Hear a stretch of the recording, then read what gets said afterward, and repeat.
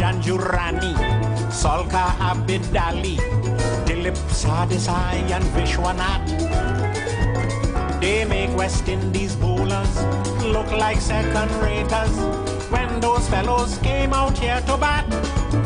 West Indies tried holder and keep voice. They had no other choice. They even tried with Newton Dow, but a shot at the sorry they bring him now. It was Gavaskar, the real master. Just like a wall, we couldn't out Gavaskar at all. Not at all. You know the West Indies couldn't out Gavaskar at all. Yes. Good evening, ladies and gentlemen. My name is Stephen Matheson, and one of the lead umpires on the show. I want to say first, good evening to our listeners. Good evening to our listeners both in Trinidad and Tobago and those that are listening to us abroad, from abroad. Good afternoon also to the management of the station and all those supporters who listen to us every day and who always expect us to be here on time. Today we started a bit late because we had one of our umpires, who is Ronaldo. He have some critical issues to deal with, and then we have umpire Mitchell, who also have some matters of state to continue with, as of which he was dealing with from yesterday. So today we are starting a little late, and I will be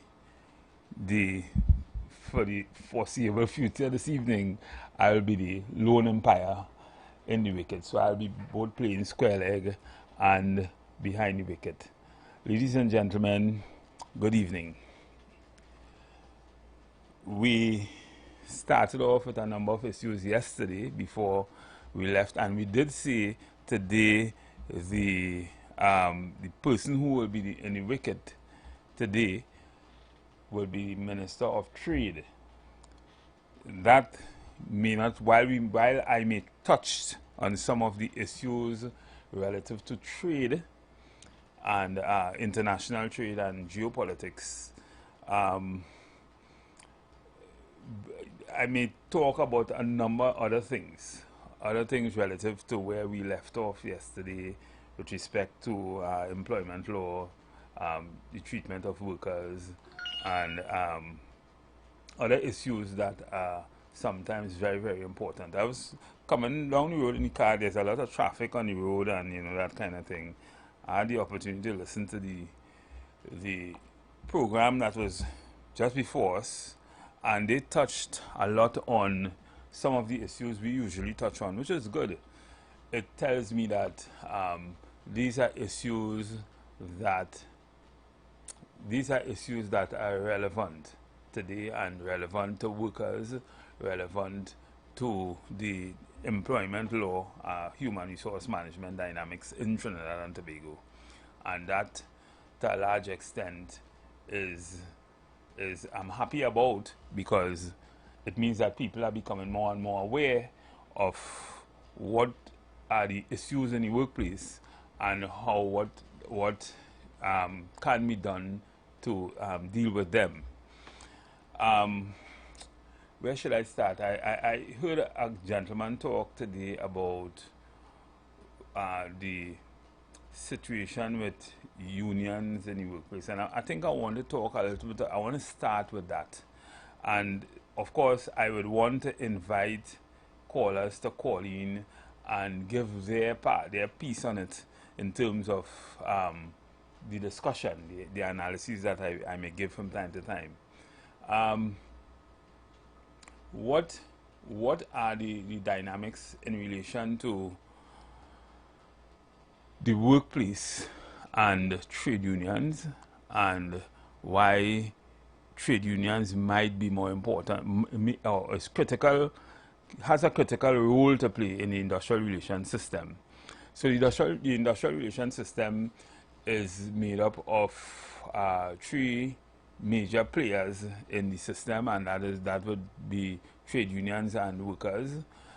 employers and government, and for industrial peace to strive, or for industrial peace to be a reality, all of them must be working in sync with each other. But for that to happen, we need to have the right kind of laws, the right kind of legislation, and the right kind of communication and contract administration for that kind of industrial peace to reign.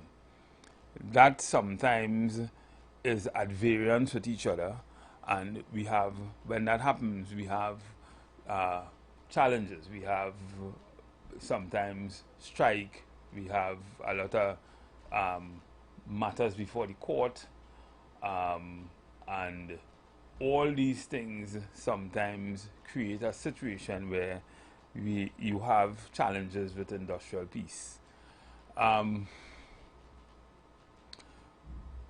What I would say in relation to the workplace and trade unions, I think trade union is a necessary element, very, very important element in the workplace. And I am one of them who say, although I work a lot for employers and management, I think trade union, for some reason, management are afraid of trade unions. Management does not understand the need for trade union in the workplace. But I think if you are in an environment where you are operating a medium-sized company, or even a small company that has more than 50 people in Trinidad and Tobago, I would say for you, it might be better to have a trade union with a recognized majority in your workplace. So some people might say that might be bad. That might be the best thing. Trade unions are disruptive. Trade unions cause problems. But think about it this way: when you have a trade union with a recognized majority in your workplace, with the employer, then you would necessarily have what is called a collective bargaining, or you would have what you call I don't know, for some reason I'm having some senior moments, but you would have collective bargaining. So you would have a contract, right? You would have a collective agreement, and that collective agreement will more or less spell out the parameters by which parties operate. And it means all the workers in the workplace would be expected to function almost the same way within the confines of their job specification and whatever that they work with in the workplace. So it will be difficult for you to have 6 and 7 trade unions coming at you at the same time as an employer if you are doing the wrong thing, because in the first place it will be very difficult for you to, as an employer, to be at variance with the contracts or the collective agreement, while and if at all there are issues with it from time to time, what will happen is that you will have, in that collective agreement, you will have a grievance procedure.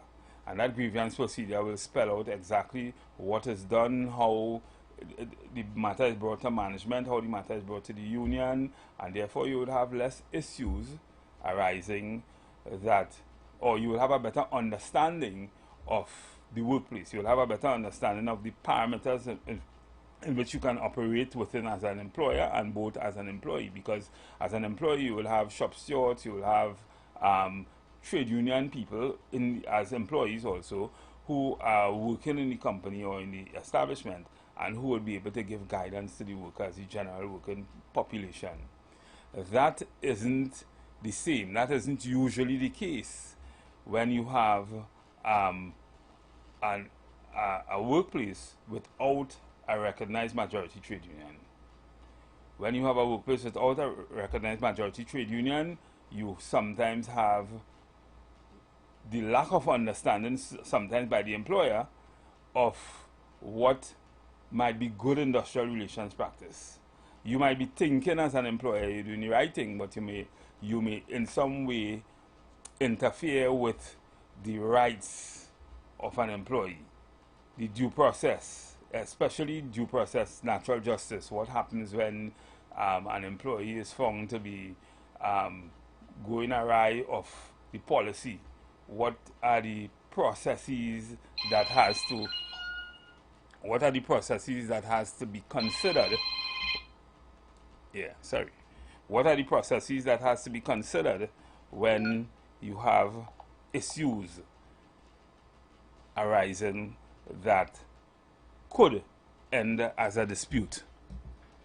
Let me just take this call. I've seen one of the empires calling, which is a good thing. Good afternoon, Ronaldo. Yeah, good afternoon, Mr. Matheson. I was listening to your opening salvo concerning trade unions and trade union membership in the workplace, and I thought you were going to ask, which is one of the most burning questions, what accounts for the lack of trade union membership in a lot of business places? Our trade union density in the country is pretty low. We feel that we have a high trade union density, but we don't. So the majority of our workers are unrepresented. But there are fundamental reasons for that, I might add. One of which is the fact that we do have a class crisis in Trinidad and Tobago. A lot of people don't seem to see themselves as workers, as an identifiable class of workers, and therefore they don't see the need to enjoy a union. Sometimes that is self-inflicted, and sometimes you could say, well, management has a little influence on that, because even some people in supervisory positions or even manager positions don't seem to think they are workers and thus are forbidden from joining the union, and they are told that they can't join the union because they're in management, which we know is totally not true. You are an employee, you are a worker like anyone else. But apart from that, one of the biggest deterrents that exists today is some of the performances of some trade unions.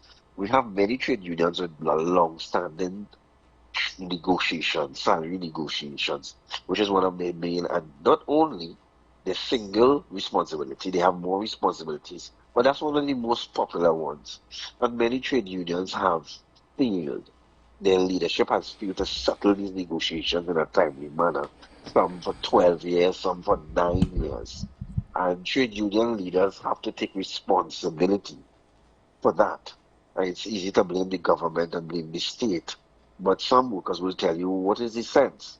And then we have the issue because of the collective agreements. Everybody benefits. We don't have agency shop act, which means that whether you join the union or not, you benefit from the salaries and the outcomes of salary negotiations. So if I benefit without joining, then why join?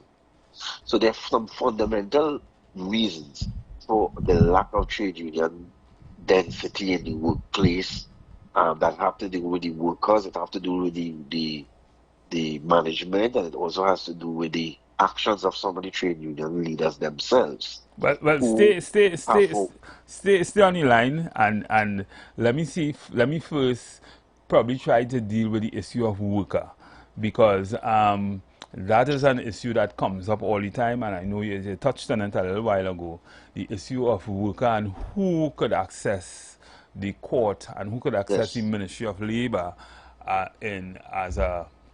so a worker is defined under, or who is not a worker is defined under Section 2 of the Industrial Relations Act, and to a large extent, a person who controls or is a policy maker in an organization, or controls a section, or someone who is not, say a police officer, or who is a person working with the central bank, or the essential services, essential services, may not necessarily be considered a worker. And that is something, in my opinion, that's an aberration in the act, and which I feel should have some kind of adjustments, because I totally agree. I think that particular part of the act should be addressed to be made more explicit, because that is where the confusion lies sometimes, because sometimes you might hire someone, and I don't want to give the answers to what, or give any clues as to what some employers do, but sometimes you may hire someone and you may put something specifically in their contract to eliminate the opportunity of that person's ever taking it to court or to the ministry under the Industrial Relations Act. And so that is something that, you know, persons who are considered workers, who are being paid a salary, who the employer has a certain amount of control over in terms of what time you come to work, what you do, how you do it, and that kind of thing. In my opinion, that is all that should be considered. And it is just like a person, the question of a member in good standing of a trade union, when that is raised, and that's something we will deal with probably on another show, when that is raised, that too is a cause for concern, and that area also is, in my opinion, is an aberration to the act and maybe should be repealed.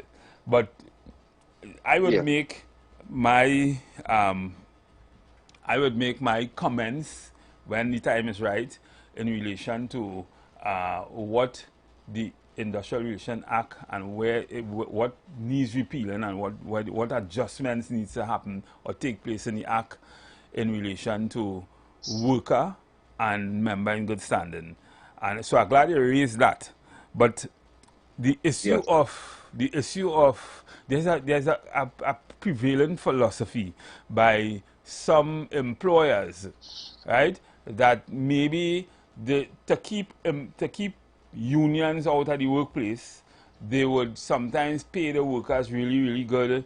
They will do certain things that they know may become issues to workers, and as a result, you have less reasons to want to entertain trade unions. All of that, while that might be good, I think trade union in the workplace is a good thing, because as I was saying earlier on, it is better to have one trade union coming at you than to have 10. Yeah. Right? Well, some employees seem to feel that they could negotiate a better contract unilaterally. Yes. Well, we will know that really is not true. Correct. You know, they feel they could stand on their own, and they feel they could go in the room and sit down with the boss. And you see, the illusion of contract labor also does that, because you feel you could negotiate a better contract for a particular period. And you would say, well, you don't need a union, but you will not be able to pick out what the contract of employment is silent on. You will not be able to pick out what some of the things that are missing. You will not be able to pick out some of the red herrings in the contract of employment. And that is where trade union leadership and skill should come in via a shop steward or a labor representative to tell you, listen to me, you have a contract, but it doesn't have a grievance procedure. You have a contract, but there are things that are not spelled out in the contract, and the contract is silent on certain things. Correct. And then you get legal opinions of lawyers who tell them, well, that's a legal document, it's okay. And you will know from an industrial relations specialist, as you are, perspective, that is a bad contract. It's poorly framed, it's badly written, and there are many things that it's silent on. Although the court will I'm glad you say it. that, because one of the first things an employee has to realize, seen a call here. I wonder if I could take this call too. Hold on. Yes, I'll call back. You take a call. I'll call back. Hello, good evening. Yeah. Oh, all right. Stay on the line, and the person left. Right. Let me take the call. Yes. Good evening, caller. Yes. Good evening, caller. Hey, brother, blessings. Yeah. Listening here. Excellent topic you're having. I was trying to get you for a little while, but before the caller came in, everything you were saying, this is an excellent topic. Really brief and straight to the point. You asked a question from the start. Some people may be of the view that trade unions not necessary. What contribution do they make? I would say trade unions are absolutely necessary. There's no way you can have industries without trade unions. The function of a trade union, in my opinion, is absolutely not to just object against terms presented by the employer. They are there to seek the best interests of the employees, the safety, the well-being. And if we look at that context, we are not just employees. We are also citizens of the country. We are also consumers to other companies, and we are also suppliers of goods and services. I thought you was going to say. I thought you was going to say we are partners in your company, because when we definitely you good. When you are in a workplace and you are part of the organization as an employee, you are part of the human capital in the organization. Just like the company would have had to have a certain amount of financial capital to run the business, you are the human capital. Without you, unless you have machines doing everything, without you, the company not going to make the revenue, earn the kind of revenue that is earning without you. So what employers sometimes does have to understand is that you have to work with the employees and see them as part of the organization also. See them as part of the ownership of the organization too. And when you start seeing employees as part of the ownership of the organization, they start feeling as though they are part of, and they give you better productivity. They operate with you. But to do that, it means that you may sometimes have to treat them in a way, in terms of compensation and everything, in a way that is respectful, right? Yeah, So, you're absolutely correct. I totally agree with you. And I am a person and an employee. You don't need to pamper to me.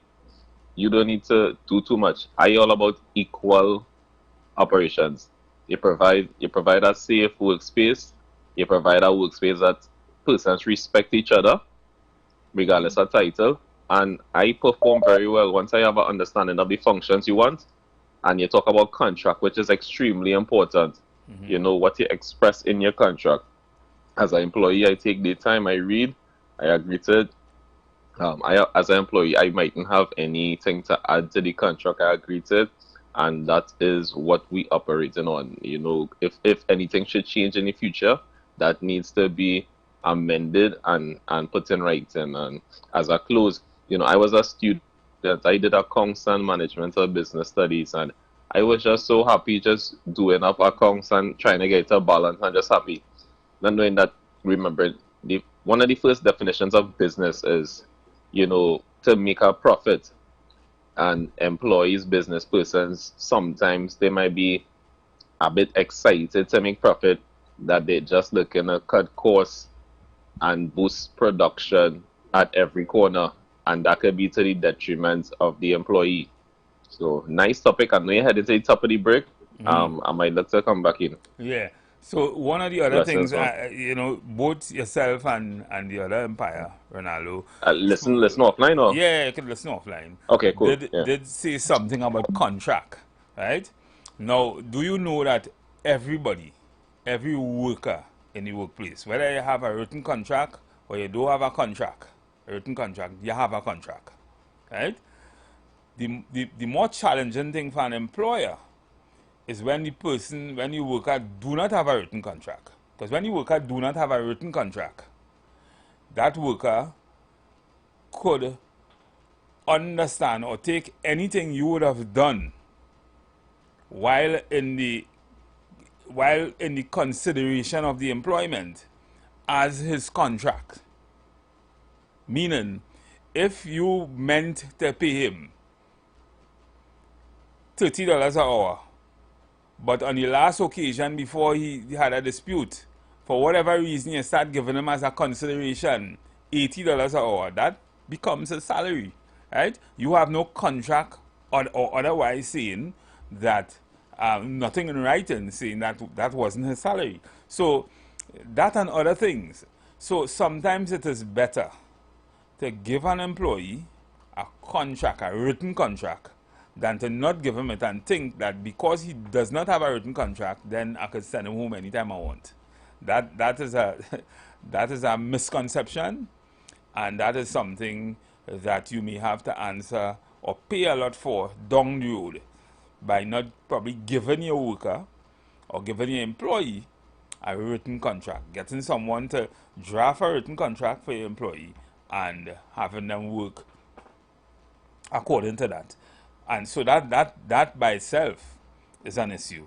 What is a contract? A contract has three very, very important features, and I always say this to employers when we meet to do these things. And the three important features are: the first thing is that you would probably engage that person by asking them to work for you, do a particular task at your workplace, and that will be the offer. The acceptance will be the person coming and starting to do that for which you would have asked, and therefore the consideration, which is the third element, would be you paying the person. So right there you have a contract, and if you continue doing that, you continue to have, like, the contract continues to exist. And in the same way, when an employee leaves for whatever reason and says that you would have terminated him, his service, it is difficult for you to come and argue that you didn't terminate him if you have no proof that you paid him. Because if you didn't pay him, you've got bills to pay, and so do we. Let's go pay some bills on the street. 919 FM.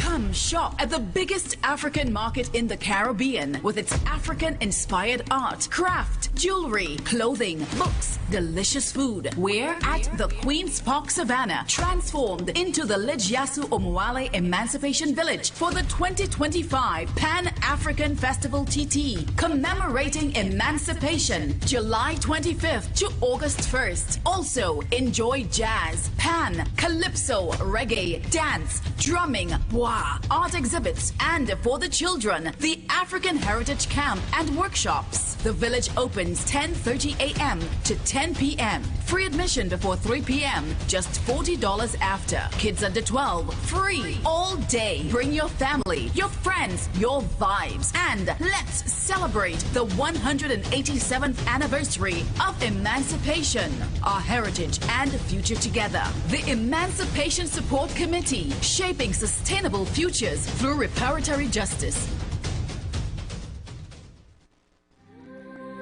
When your corporate event needs more than just food, it needs an experience, a Michelin experience. From mouth-watering buffet spreads to beautiful packed takeaway boxes, the Michelin Experience Limited delivers more than just wheels. We deliver flavor. We deliver satisfaction. We deliver excellence straight to your boardroom. Whether it's a conference, board meeting, or a retirement function, go beyond basic. Go bold. Go Michelin Experience Limited. Call us now at 1-868-474-2250 or follow us on social media at Michelin Experience. Great food, exceptional service every time. If you love summer and you love pizza, then you'll love Pizza Hut's all-you-can-eat summer. Head to the Hut for our big buffet every day. Then simply upload your receipt to our social media pages for a chance to win a PlayStation 5, a 5-island cabana experience for you and 9 friends, and so much more. Check our socials for details. Pizza Hut, now that's delivering. Looking for a preschool for your child? Well, look no further. At Leaping Learners Preschool, we believe that every child deserves a jumpstart to success in a safe and loving environment. We prepare your little ones for primary school while giving them the care and attention they deserve, whether they're 3 or 7 years old. At Leaping Learners Preschool, we cater to children with special needs and provide long hours of care from 6 a.m. to 6 p.m. so you can rest easy knowing your child is in good hands. And for our tiniest learners, babies aged 3 months to 2 years, we offer nurturing daycare services to help them grow and thrive. Join the Leaping Learners family today. Find us on Facebook and Instagram at Leaping Learners Preschool or visit our website at leapinglearnerstt.com to learn more. We are located in Barataria, called 744-1523. That's 744-1523. Your child's future begins with a leap. This isn't just a bottle, it's a moment. Coca-Cola is asking you to come out on August 2nd at Shops at West City Canaan, 12 to 5 p.m. and customize your Coke. Can't find your name in stores? We'll print it. More info on Instagram and Facebook at Caribbean Bottlers TT. We rollin' big when the jackpot hit. We rollin' big when the jackpot hit. We rollin' big when the jackpot hit. Play way fast cash, that is the fit. We rollin' big. Fast cash and play way take win. No extra spend, there's vibes and luck. Play way and fast cash turn up. We rollin', yes we rollin' big. Fast cash and play way take win. Mega mix or monster pick. Jackpot from 10,000 quick. Jackpot starting at $10,000 have now been added to NLCB's Playway and Fast Cash games. Wager on Playway Mega Mix or Fast Cash Monster Draw for a chance to win the jackpot after every draw. Don't miss out. Visit NLCBgames.com for details. Players must be 18 or older. Please play responsibly. Ikaro, I am Alatumishe Ifabamishe Aganki, better known as MC Duke. And every Monday between the hours of 9 p.m. to midnight, I host a show called Orisha, The Way of Life, right here on the Sheet 919 FM, where I have guests passing through from the Orisha Ifa Baptist Diaspora to educate, edify, and inform you, the listening public, about Orisha Ifa practices. So remember to tune in every Monday between the hours of 9 p.m. to midnight for Orisha, The Way of Life.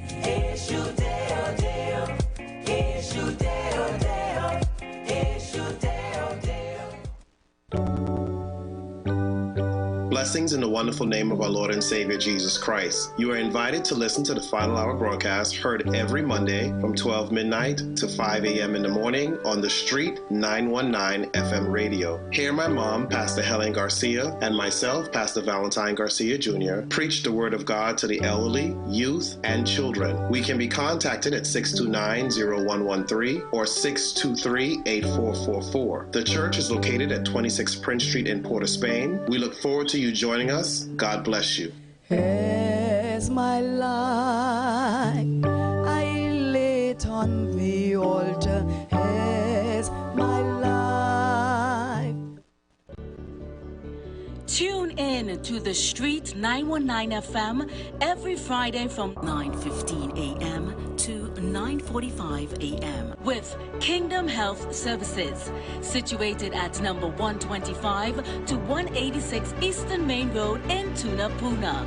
For the program Health and Healing, merging the old with the new, with Mr. Brent Diet. For more information, call 318-7471 or 484-0141 or 360-4100. It's all about Kingdom Health Services on The Street 919 FM.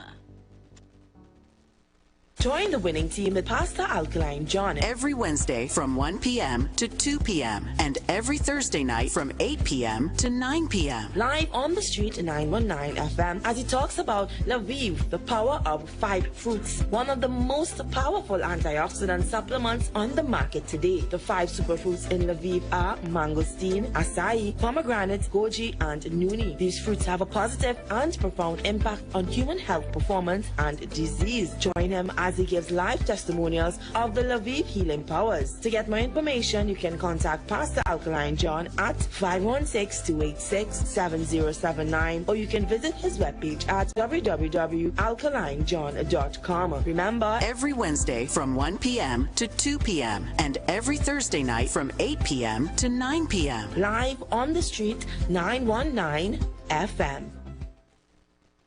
Share the live. Share the live. The Street 919 FM on Facebook and Instagram. Share the live. Iowa George on Instagram. Share the live. Iowa TV and Street TV on YouTube. Share the live. The Street 919 FM.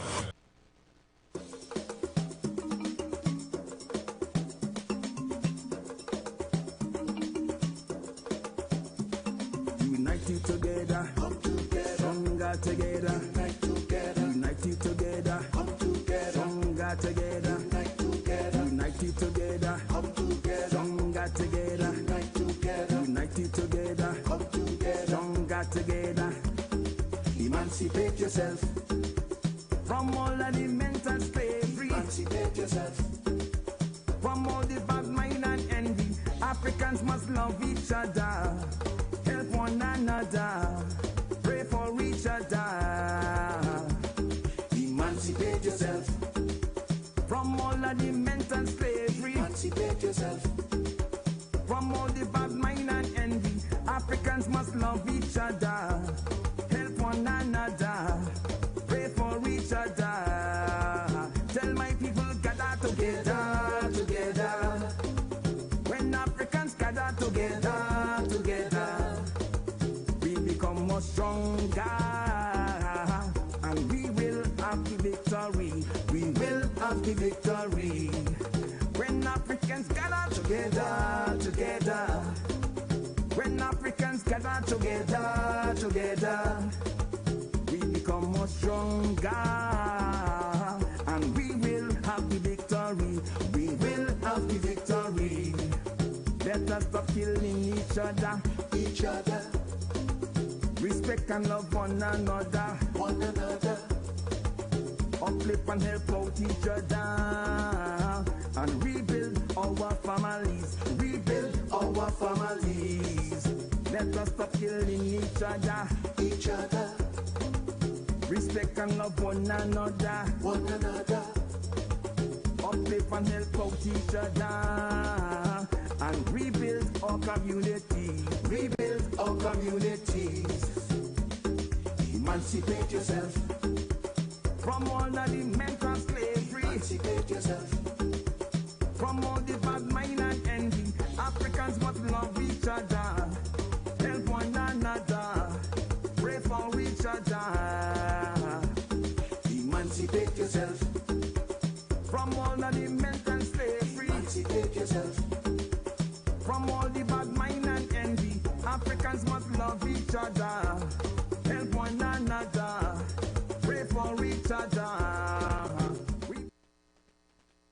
Yes, ladies and gentlemen, I am back, and it's important to let you know that by virtue of what we do when we are not on the program, you know, friends and listeners, people who know us, would sometimes call us and ask us to have discussions about certain elements of employment law and even human resource management. And that, to a large extent, is what I am trying to deal with today. So, just before the break, we were talking about the contract and why it's necessary to have a written contract with your employee. That sometimes saves you. And there are a lot of issues sometimes that comes out of that. Sometimes you may think because you have it in writing also, and you have certain things in writing in the contract, that you could just go ahead and express it or make it a reality. And that, to me, or that to the rules of in industrial relations, employment law in Trinidad and Tobago, is also a misunderstanding. There are some things you can put in a contract that could be voidable. So you cannot put something that is necessarily illegal or harmful for a worker, or even something that may be unjust in the view of the court in your contract, and expect because the worker would have signed the contract to get a job, that you can execute that. The court could find it to be unjust and rule in favor of the worker. So all those things, I think sometimes employers just have to understand, which is why as an employer sometimes you have to get good sound advice, or good seek a person before you do contracts, or before you just go out and on your own excursion and do things with workers, like trying to deal with so an employer would have stole something in the establishment. You know the employee steal, right? And because you think you know the employee steal, as a matter of fact, but you think your role is to just dismiss the employee. So you say, here what happened? Get out of my whatever business. Just leave. I know you're a thief, and leave. I know you did this, leave. That is the wrong way to do it. And you could find out that you would have done it wrong if the worker should raise a dispute and take the matter to court. You could, although you in your opinion, or although you know the employee would have steal, you have a procedure in which you must follow to release that worker. And if you didn't do that, then it could be considered harsh and oppressive and contrary to good industrial relations, the way you dealt with the worker. That is just one of the things that I've seen situations where a worker have a contract, and for some reason you want to change something in the contract, but it relates to something that is very critical to the worker's terms and conditions, and the worker doesn't necessarily agree with it, or you think you can just change it. The worker could then raise a dispute, and then it will be a unilateral alteration of the terms and conditions of the employee, and then you may not succeed. You may lose that matter. And next thing we come across a lot. Let me take this caller. Good evening, caller. Good evening, caller. Hey, bro, you want to hold on a few minutes and call back? No, go ahead. Okay. Yeah. I mean, the topic again. Given many thanks for this type of topic, and I like how you say just now in Trinidad and Tobago. So you're introducing it in a general sense, but in Trinidad, when we talk about labor laws and laws on the whole, we're talking about the livelihoods of citizens in the country. Because between the hours of, let's say 8 to 4, for example, we are employees, but 24 hours a day we are citizens, humans, families. You know, so and we need some type of structure in terms of managing how we as persons utilize the resources of the country. So in that context, in my humble opinion, certain laws and guidelines across the board how we operate are necessary, are helpful. But when we don't have independent bodies to manage from both sides, I mean, what a trade union would do is not just seek the best interest of the employee, you know. They would also make sure that we adhere to the terms and conditions we agree to. Well, and let me engage you. So one of the, as a practitioner, one of the gray areas in the system is that there are hardly, and employers make some mistakes, sometimes I would say innocent mistakes, because in truth and in fact, an employer has a certain kind of management prerogative to be able to do certain things as an employer. You could hire, you could fire, nobody could stop you from hiring, nobody could stop you from firing. And you have the rights to run your business the way you choose to run your business, right? Within the confines of what is good industrial relations practice. The challenge often is that there are nothing in writing. Because there are nothing in writing, the court has wide powers to adjudicate over what is good industrial relations practice and what is harsh and oppressive and contrary to good industrial relations practice. So you have to be, the person advising you as an employer should really be a person who understands that and understand what are the vagaries of taking a matter to the court and the possibility of losing as a result of what you would have done to the worker. So a lot of times employers might think, because I work for employers for the most part, and a lot of times employers might think that, well, the decision by the court kind of like favored the worker and they want to know, well, I mean, we didn't know that. There no book tell us that the law doesn't say you could do that or you can't do that. You know, it's like one time I was arguing a matter in court, and the question was that this gentleman walk off the job, and he say he's not coming back, right? And he say leaving the work, he not coming back. He fed up, and he walked off the job. And the employer took that as the worker left the job. But then the worker went to the court, the worker raised a dispute and said that he was terminated. And our employer was telling me that just a little while ago before I came here, a situation like that. He said he was terminated. And the question that was raised by the court is, when this worker tell you he was leaving, or when you didn't see this worker come back to work, what did you do as an employer? Because you have a responsibility to do a couple things. And if you don't do that, don't matter the worker tell you he left, don't matter you know he leave.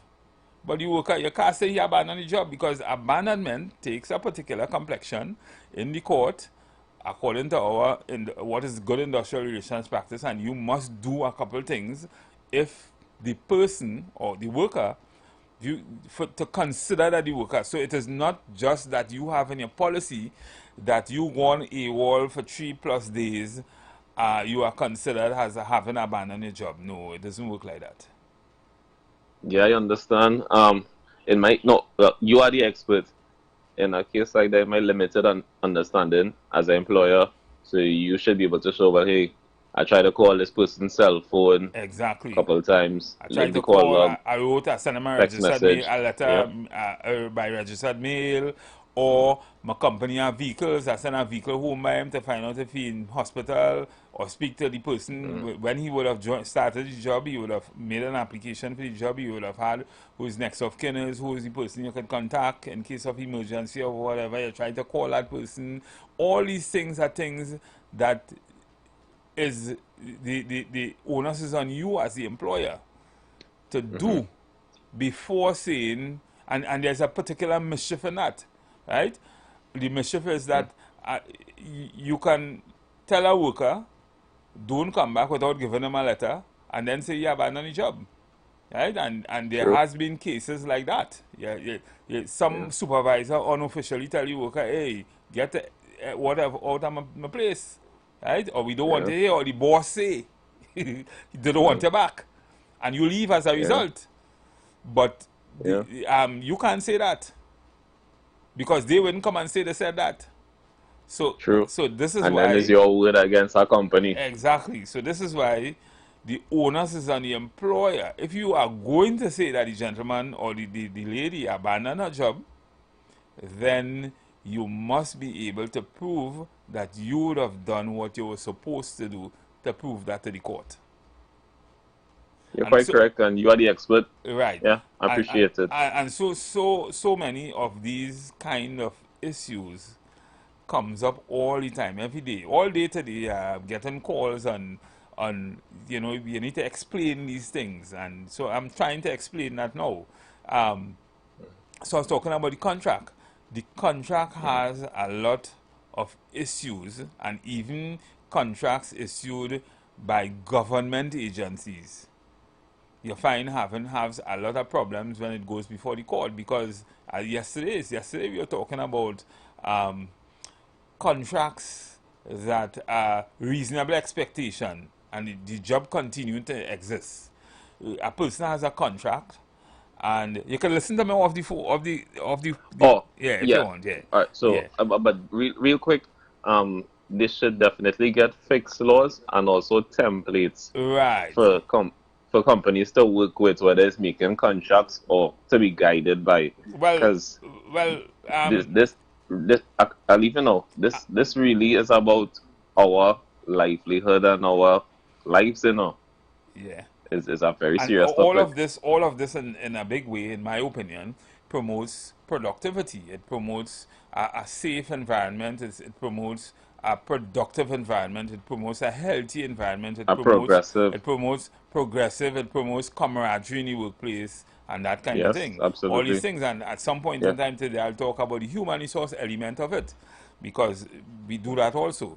The thing is, yeah. So you can listen offline if you want. Thanks, man. Blessings. Yeah. So the thing is, contracts. I was referring to situations where you may have a contract to work, and a lot of employers aren't able to distinguish between a permanent employee and an employee who they say have a contract. Now, in the eyes of the court, there's really no distinction. The court wants to see what does the contract say. So you might say you're not a permanent employee because you have a contract with a fixed date, a fixed end date, right? And you have had contracts, repeated contracts with end dates since you started working 10 years ago. But in reality, you're really a permanent worker in a situation like that. Unless, of course, you hire me with a contract for service where you have a fixed end date and you hired me for a project, and that contract say at the end of this project your contract will end, and at the end of that project your contract ended. If the project continued for a little while again, you renew the contract just for that period.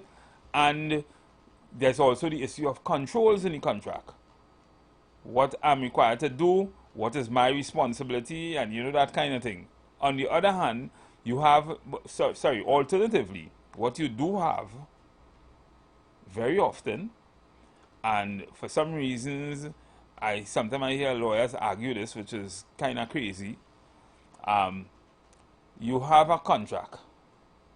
The job for which you have the contract to do is a job on the establishment. It's a job that continues to exist even long after you're gone.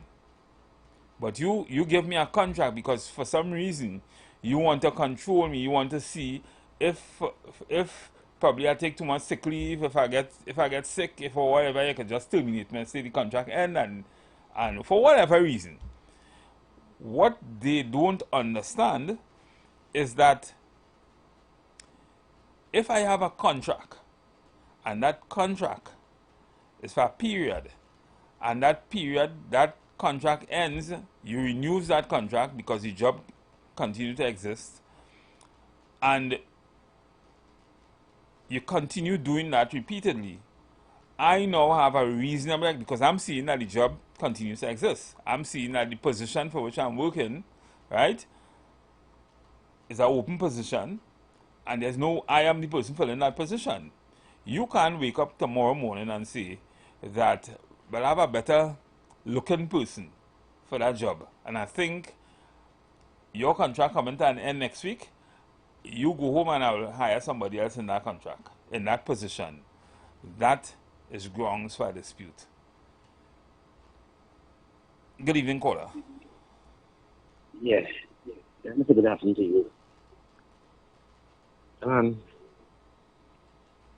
I want to say, my brother, I think that union today lost the way with the working class. The working class of this country do not believe in the union leaders today. Because in the last 15 years in this country, union leaders want to be politicians and not govern for workers. Every election they want a seat in parliament. I'm agreeing with you. See, I'm smiling. I'm agreeing with you. Yes. They want a seat. And when they get inside there now, they're under the whip. They have to tote a party line. Where the unions who pass and gone were strong rebels against government. That is why today it have sick leave, it have casual, it have vacation. That is why today that you could stay home 2 days and bring a sick leave on the third day. Because the union fight for that for workers. From many of them from boutiques and under the partnership, the PNM, the UNC now, everybody wants a seat at the political table. So when they ask the union, bring out the people on them, they kind of brought 500 people. None of the union in this country. They can't bring out 500 people because why? They are tampered with. They want to sit down on the head with the Prime Minister. So, you see, very rich. Yeah, and I'm agreeing with you. I'm agreeing with you to a large extent. So now workers getting victimized because of that. Mm-hmm. I'm agreeing with you to a large extent. It have some... Go ahead. Yeah. It have some union. Don't even check the corporation, the agency, wherever there is, and talk to them. You know, because a union can do work in any job and ask workers what's going on. Where's the problem here? No boots, no gloves, no this or that. They ain't doing that, brother. I could tell because I'm a part of it. Mm. I speak about knowledge for what I know. Yeah. So they are failing us big time. Right. So thank you, caller. Thank you very much. The caller just alluded to, you see, every time people speak, you know, I get more, I hear things that sometimes employers sometimes have misunderstanding with. And sometimes we have to deal with those things, right? So, Mr. President, I will take it just now, a senior calling me, right? Let me just deal with this. So, the caller just said that unions would have fought, in the past, would have fought for things like sick leave and holidays and, you know, all that kind of thing in the contract. And yes, that is true. But there's a misconception sometimes even under a misconception relative to workers who are non-unionized and who, with respect to holidays and sick leave and that kind of thing. Sick leave is an eligibility. So one of the things, you should be sick to take sick leave. And the other thing is, an employer do not have to give you 14 days sick leave if you are not a minimum wage earner and you don't have it in your contract. The place or the part of the legislation that speaks about sick leave and holidays and that kind of thing is the Minimum Wage Act and the Minimum Wage Order in the case of the different industries for which the act may relate to from time to time. But a minimum wage, once you are working for time and a half, more than time and a half minimum wage, and this is something not everyone understands, then you are not necessarily, the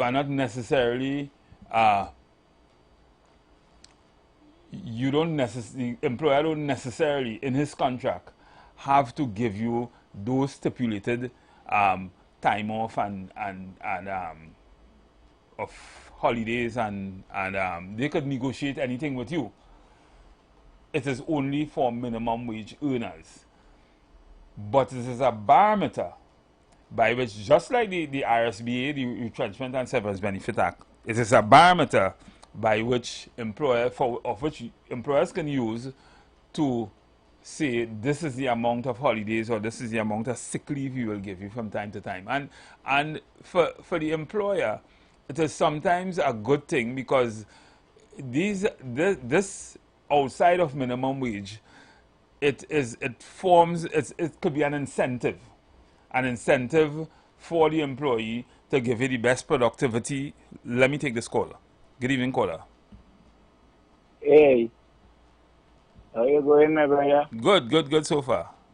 I'm sure this is Stephen here. The voice is that. Yes, this is Is it? Umpire Stephen. Yeah, right. It's socialist. All right, okay. I listened for a long while, so I get and with yesterday program, even days before, I kind of gain a concept of the happening. Here what's going on here. I want to use one word, folks. Conscience.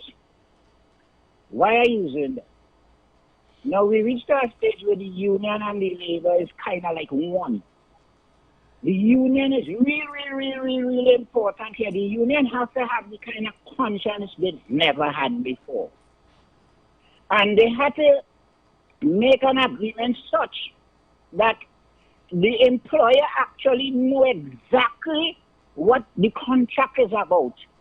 The worker also have to know under the contract what he living under, because the fact remains is that the process still colonialized in a way that the work that the employer as some master had power that he could use, and even if he had a loss in within whatever agreement that he make, he could take and will take according to how much he lost in the process. You know, so we really have to look at conscience if we're dealing with the matter of the three parties, so that on the end of it, everybody's satisfied, because this thing will go on, and I agree with you that it have a lot of industrial laws. You still call it colonial laws that stand there, and even so it's helping in both ways. Everybody have to be conscious. The union now in a position where they put themselves have to have a conscience in this whole matter, because maybe we might see they didn't have a conscience before. Now they better know that they have to have that. Otherwise than that, the whole process looking like a dung road business. I will leave it there for now. Well, clearly, thank you, Mr. President. Clearly, right, okay. Clearly there is a great need, and I've heard this discussion, and I've been saying this since 2015. There's an urgent need to revise the Industrial Relations Act and the labor laws in Trinidad and Tobago. Urgent. I don't know. We've had most of the, in the last 25 years, most of the persons who sat in the office of Minister of Labor were industrial relations persons who came from the belly of the trade union. And maybe that's the wrong person to put there, I'm just saying. But they does not seem to understand the urgency of which the Industrial Relations Act and the other acts, the other prevailing acts that deals with labor and employment law in Trinidad and Tobago needs to be serious, urgent revision. And I can tell you about several areas for which there are urgent need for revision, including the Retrenchment and Severance Benefit Act. Urgent need for revision. I think that one in particular was last revised in 1985. So the issue of the comprehensive understanding by an employer as to how a worker should be treated would be addressed, and also it will promote industrial peace, because right now as we speak, the amount of matters annually that goes before the court and the size of the court, it is very difficult to get justice in having to wait 5 years for a matter to be heard, and sometimes more than 5 years. Caller? Good evening, caller. Good afternoon, everyone. Good evening. Is there anything in place like for workers who work 15 or 20 years with a company and they want to leave, or is there anything in place, or? Okay, well, if a worker works 15 or 20 years with a company and he has a contract, and the contract will spell out what happens, or should spell out, or if it does not spell out what happens when he leaves, if you do not have, say, a contributory plan or some kind of pension plan, then the employer really has no responsibility to pay you anything. No, the employer don't have any responsibility to pay you anything if you so choose to just leave. If, however, you have a pension plan or you have something in your contract that speaks to that, then, of course, the employer will be obliged, or the employer will then have to, under the contract, will have to pay you if you should leave after 15 years. But if you just opt and say resign and you're leaving to go somewhere else or do something else, the employer don't have, the employer to give you anything. The employers don't have a duty. Employer don't have a duty to pay. It's just like when you reach retirement in private sector. When you reach retirement, the employer, unless of course you had it in your contract, the employer do not have a duty to pay you anything when you are on retirement. You reach retirement, and when I say retirement, unless the retirement is where for the employer is where the employer had any contract or a policy that says you have reached retirement age at 60 or 65 or 75 or 55 or wherever. Right. It must be it must be in the policy, in a policy or in your contract or something. If it is not there, then the employer can just say you are healthy, you can work, you can do the work that you were doing all the time. The employer can't just say that you've reached retirement age. But if there is, and you reach retirement age, or for whatever reason, you want to leave, and there weren't provisions before in either policy or contract to pay anything or to do anything specific for you when you leave, then you leave on your own. You leave on your own excursion. You leave, and the employer is not obliged to give you anything. Right. Okay. Thanks a lot. Yeah. Right. All right. That should be something that should be taken into consideration. Well, yes, it should be, because we have the Retrenchment and Severance Benefit Act, which in particular spells out what happens if you work for a particular period of time. From time any time you work, once the employer is now changing or going out of business or retrenching for whatever reason, restructuring, whatever. I'm getting a feedback on your phone. Okay. Yeah. I'm getting one. Yeah. Once the employer is doing anything like that, then the Retrenchment and Severance Benefit Act specifically spells out how you are to be paid. Okay. And it will be in the first instance 2 weeks for the first 5 years, 2 weeks for the first 5 years, and 3 weeks for every year thereafter. That's good. Yeah.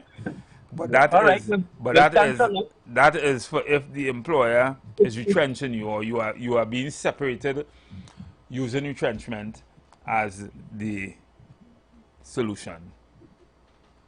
All right. Yeah. Okay, so that would apply to even though you didn't really have a contract, see, at the beginning of the employment. Yeah. Even if you didn't have a contract, that had nothing to do with the fact that you had a contract or not. Because you see, as if you were listening before, once you were working, they were paying you and you was doing the work. You had a contract. Right. Even though you might not have had something in writing. A written contract, right. Yeah. You have a contract. Right? Let me take this call. Thanks a lot. Yeah, very thank good you. Program. Keep up the good work, man. Yeah. I listen to you all the time. Good. This is a good topic, yeah. Okay then. Yes. Good evening, caller. Oh, I think. Yeah. Good evening, caller. Yes. Good afternoon. Good afternoon. One umpire today. One umpire today. All right. First, the Severance Act is Act 32 of 85. That is the act that determines quantum of payments in terms of people have to be terminated. The Severance the Severance Act? Which one are the acts you're talking about? Terminated on what? On grounds of retrenchment? Yeah, 32. The Severance Act in general is 32 of 85. Whether you go by VTEP, VSTEP, or whatever it is. Right? The other point is this thing with unions formation or kind of thing. Workers, whether unionized or non-unionized, are governed by ILO conventions. Yes. And the two key ones are freedom of association and the right to collective agreement. Correct. But for some reason, I find the ILO office here. I don't know if the office still in Trinidad. We had a regional office here when I was growing up. I think there's still an office. I think there's still an office in Trinidad, if I'm not making a mistake. I think there's one up at Cipriani, I think, if I'm not making a mistake. Yeah. And there's also... Go ahead. Yeah, that office is quite dormant. That was very active as a young man going to college until when I was in my early teens and coming up. Right? In fact, there was a very popular representative. I can't remember his name, but he used to be a very, very popular representative for the ILO in Trinidad. All right. This thing about politicians in trade unionism. Most of the English-speaking Caribbean countries' governments came from, or conceived from the trade union movement. Yes, trade union movement. Right? Even in London. Yeah. Of course, and that's where we took our model from. Yeah. We took our model from London. Yeah. Trinidad was one of the few places that the first premier was not a trade unionist. But I think what the caller was indicating, and I want to agree with him, is that trade unions leaders, I should say, many of the old ones today, they have become so political, they forget the ethos of what trade union is supposed to be about, and therefore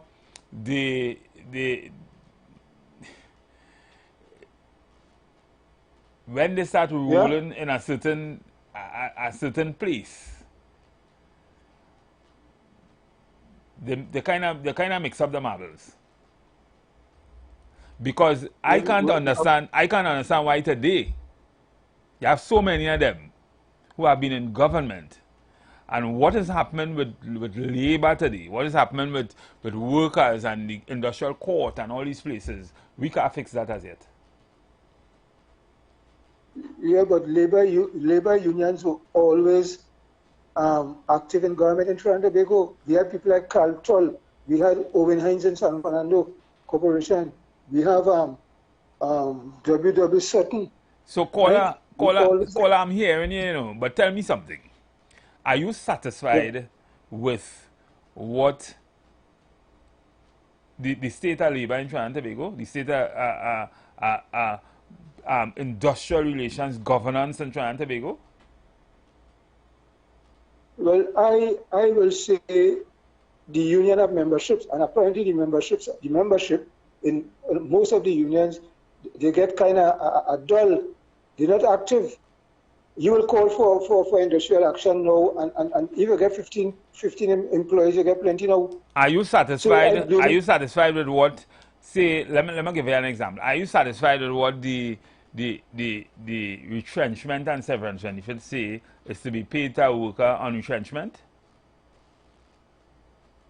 in 2025? Well, of course. I mean that law needs to be updated, just as the 23 of 72, which is the Industrial Relations Act. Are you satisfied with the fact? Are you satisfied with the fact that a worker could raise a dispute with an employer for something that is legitimate, and that worker is then told by the RRCB that the union accounting practices is the reason why he cannot get redress in the court. Are you satisfied with that? No, I'm definitely not satisfied with that. Because that is this is just a few. These are just a few issues that I would call serious misnomer, serious abrasion in the Industrial Relations Act that needs to be addressed. Yeah, but I also dissatisfied in that from 2014, public servants, who retired and after 2014 and up to now cannot get adjustments for our pensions and gratuity and back pay on the salary, right?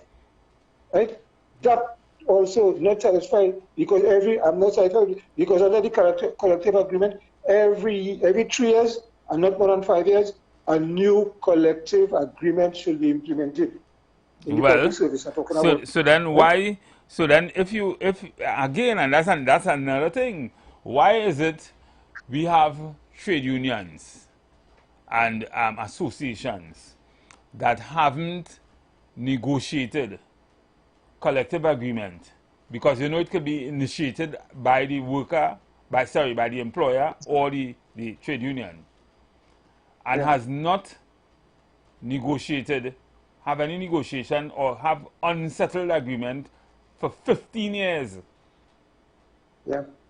Well, my point again is that the workers dormant, right? Under George Weeks and them fellas, right? Early 1976 and coming back. You know, man, workers were very militant is the word they use, right? Public servants more or less just sat down and for the past 8 years and took, they kick around and only hearing the state saying there are no money. The treasury is not a biscuit tin. So biscuit tin, you eat one biscuit and then it becomes empty. So I will agree. Personally, I will agree with anybody who say that trade unions today, trade union leaders have lost their morals. They've lost their way. They're focusing on the wrong set of things. Yeah, but they have followers and I should be seeing protests for the revision of the labor laws in Trinidad and Tobago. And that's why I'm telling you, the membership dormant, and that is why all these years there were no renewal of collective agreements for the public service in Trinidad and Tobago, and other areas like tea and tech and other utilities. The workers dormant, right? Because if you are a trade union leader, everybody will they okay with what's going on. What will you do? Right? What will you do? You go with the flow because the membership dormant. Yeah, but the membership. Yeah, but listen, my position is that I feel that, especially around election time, when they are sitting with politicians, one of the things that they should be saying before they say give my position as a minister or give my position as something, they should be saying, right? Because what they're using is they're using the power of the membership, and the power of the membership is a large voting bank.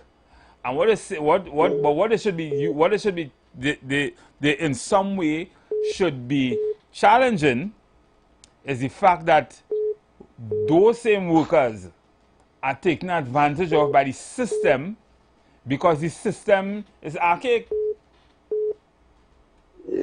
Yeah, but there are elections in trade unions, and if you have to change a trade union leader every Monday morning, so be it. But how many of them must get changed, boy?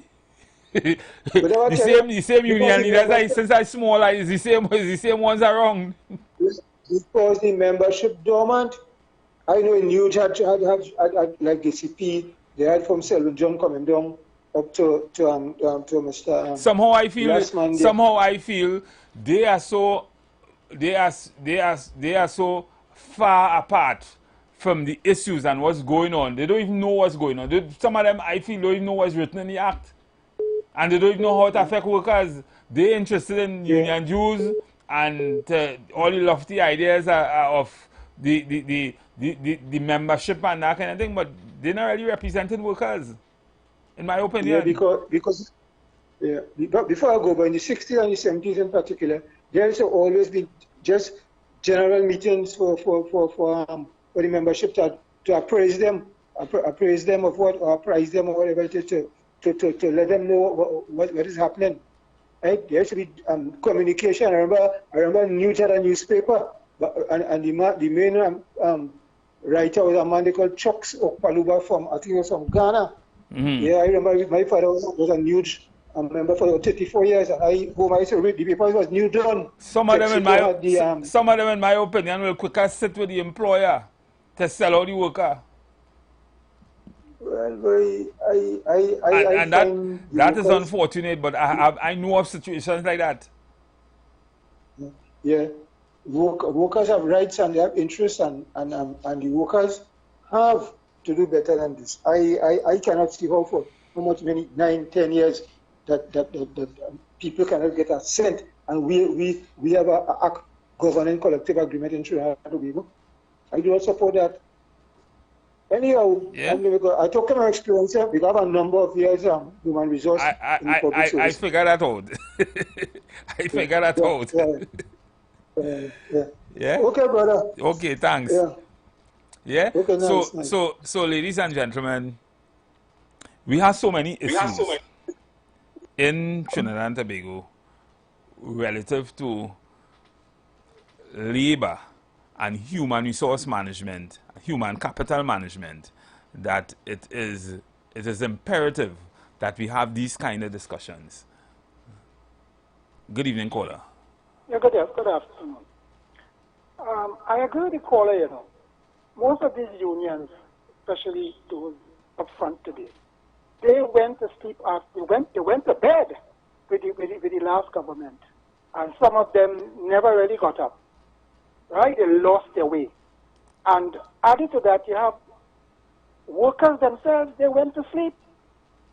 Just like the electorate, all they do, when they vote people into office in the past, I don't know what's going to happen now.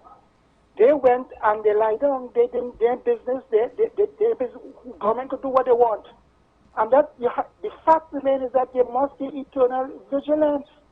You have to participate, you have to work behind your trade union, get those leaders to perform in your interest, not their interest. And that is where they have failed.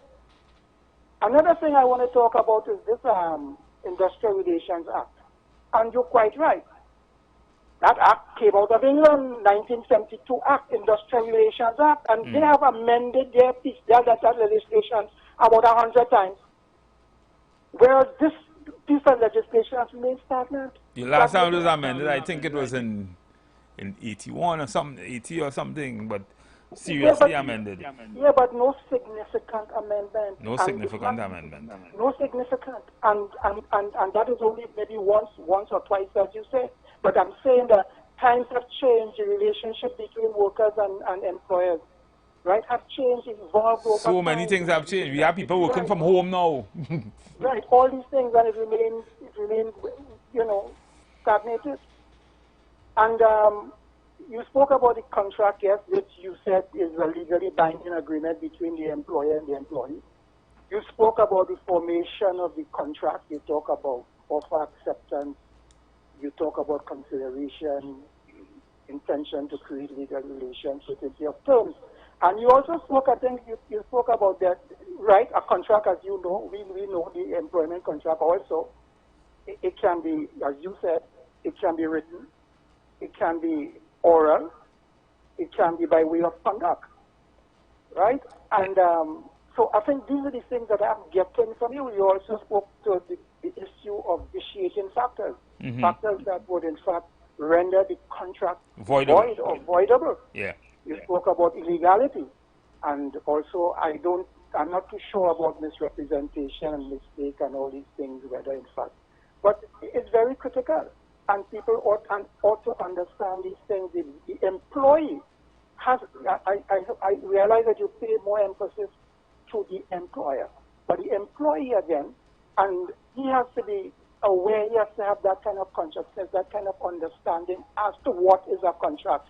And as you said, he has to be careful when he goes in to sign contracts with the employer, what is in the contract. Well, you see what happens, and let me engage you. What happens, because I work on both sides, right? So what happens when a man looking for a job, right? When a man looking for a job sometimes, and he get an offer, a lot of times, he's happy, you know. So sometimes he reading the contract. That's a fact. So he happy with what they tell him the salary is and that kind of thing. So he take a cursory glance at the contract and he sign it. Yeah, he would be disadvantaged. And really, if he didn't sign it, he mightn't get a job. But this is it. So he's disadvantaged. He's on the weak side of the negotiation. Exactly. Unless of course it's a unionized environment where certain things must happen. You have a collective agreement and that kind of thing. But you're on the right track in terms of advising him that he needs to get advice. Yes. Right from the professional. Of course. So both the employer need to get advice from professionals, and sometimes the worker might need to get advice from probably a trade union or whoever. But yeah, I mean, there are a lot of things that happens in contracts sometimes that. But I would like to hear you speak on the question of with respect to those contracts, the clause with respect to notice. Notice, right? Yeah. Of termination and that kind of thing. Right. So that is something. Yeah, that is something I dealt with some time ago with a company, and I will talk about that maybe on the next hour, because we are heading to a break shortly. I want to get into much in terms of the termination. You talk about performance and breach. Right. And agreement and all these things. Right. So I will talk about that in the next hour. Those things are very important. Very important. Okay, thanks, caller. Right, so ladies and gentlemen, we spoke so much. We spoke about a number of things this evening, and we have a number of things to talk about again. In the next hour, in the coming hour, we're going to pay some bills shortly. And in the next hour, I will be talking about HR interventions to solve problems in the workplace where you have performance issues and that kind of thing, and continue on the employment contract. So stay tuned. We are going to pay some bills. You've got bills to pay, and so do we. Let's go pay some bills on the street 919 FM.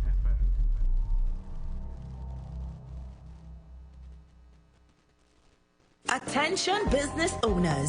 Are you looking to reach a vast audience and boost your brand's visibility? Then look no further. The Street 919 FM is here to help you shine.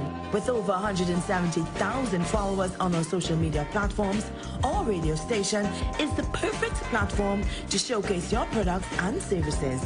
Join us and let your message be heard by thousands of eager listeners. Contact us now to learn more about our affordable advertising packages. Don't miss out on this incredible opportunity to connect with your target audience. Advertise with the Street 919 FM today. For more information, call 399-5959 or 384-2232. Are you tired of scratching the surface? Do you want to understand the real forces shaping Trinidad and Tobago? From the delicate dance of our energy sector on the global stage, to the geopolitical shadows behind the crime affecting our streets, we dig deeper. The third umpire goes beyond the headlines. We connect the dots between local challenges and the international currents that truly impact your life, your wallet, your security. Join Stephen Matheson, Selvin Mitchell, and Ronaldo Rollux, 3 employment law and human resource management consulting professionals, as they unpack the complexities, analyze the power plays, and reveal the often hidden realities. Understand the game. Understand your role in it. The third umpire, critically analyzing Trinidad and Tobago's economic and political realities on how they affect your daily lives. Tune in Monday to Friday at 4 p.m. on the Street 919 FM. Don't just listen to the news. Understand it. KFC coming in real hot this Emancipation weekend. We stacked it up just for you. 2 big sandwiches, 5 pieces of chicken, and 3 sides for just $145. only on the KFC app. Don't miss out. Download the KFC TT app now and make your long weekend stacked and loaded. KFC, it's finger-licking good. Light up your weekends at Vibes Nightclub, Tobago's hottest spot. 3 epic nights of music and energy await every Thursday. Karaoke Thursdays. Kick off at 8 p.m. with free entry. Grab the mic, unleash your inner star, and sing all night. Beers on special for $10, 2 Campari for $25, and giveaways for the best singers. Every Friday, Limers Fridays. Kick off at 8 p.m. with free entry. Vibes with your crew and enjoy beers on special for $10, 2 Campari for $25, and 2 White Oak for $25. Every Saturday, Raw Saturdays. Everything goes, nothing but good vibes. Free entry and an all-star DJ cast to bring the vibes.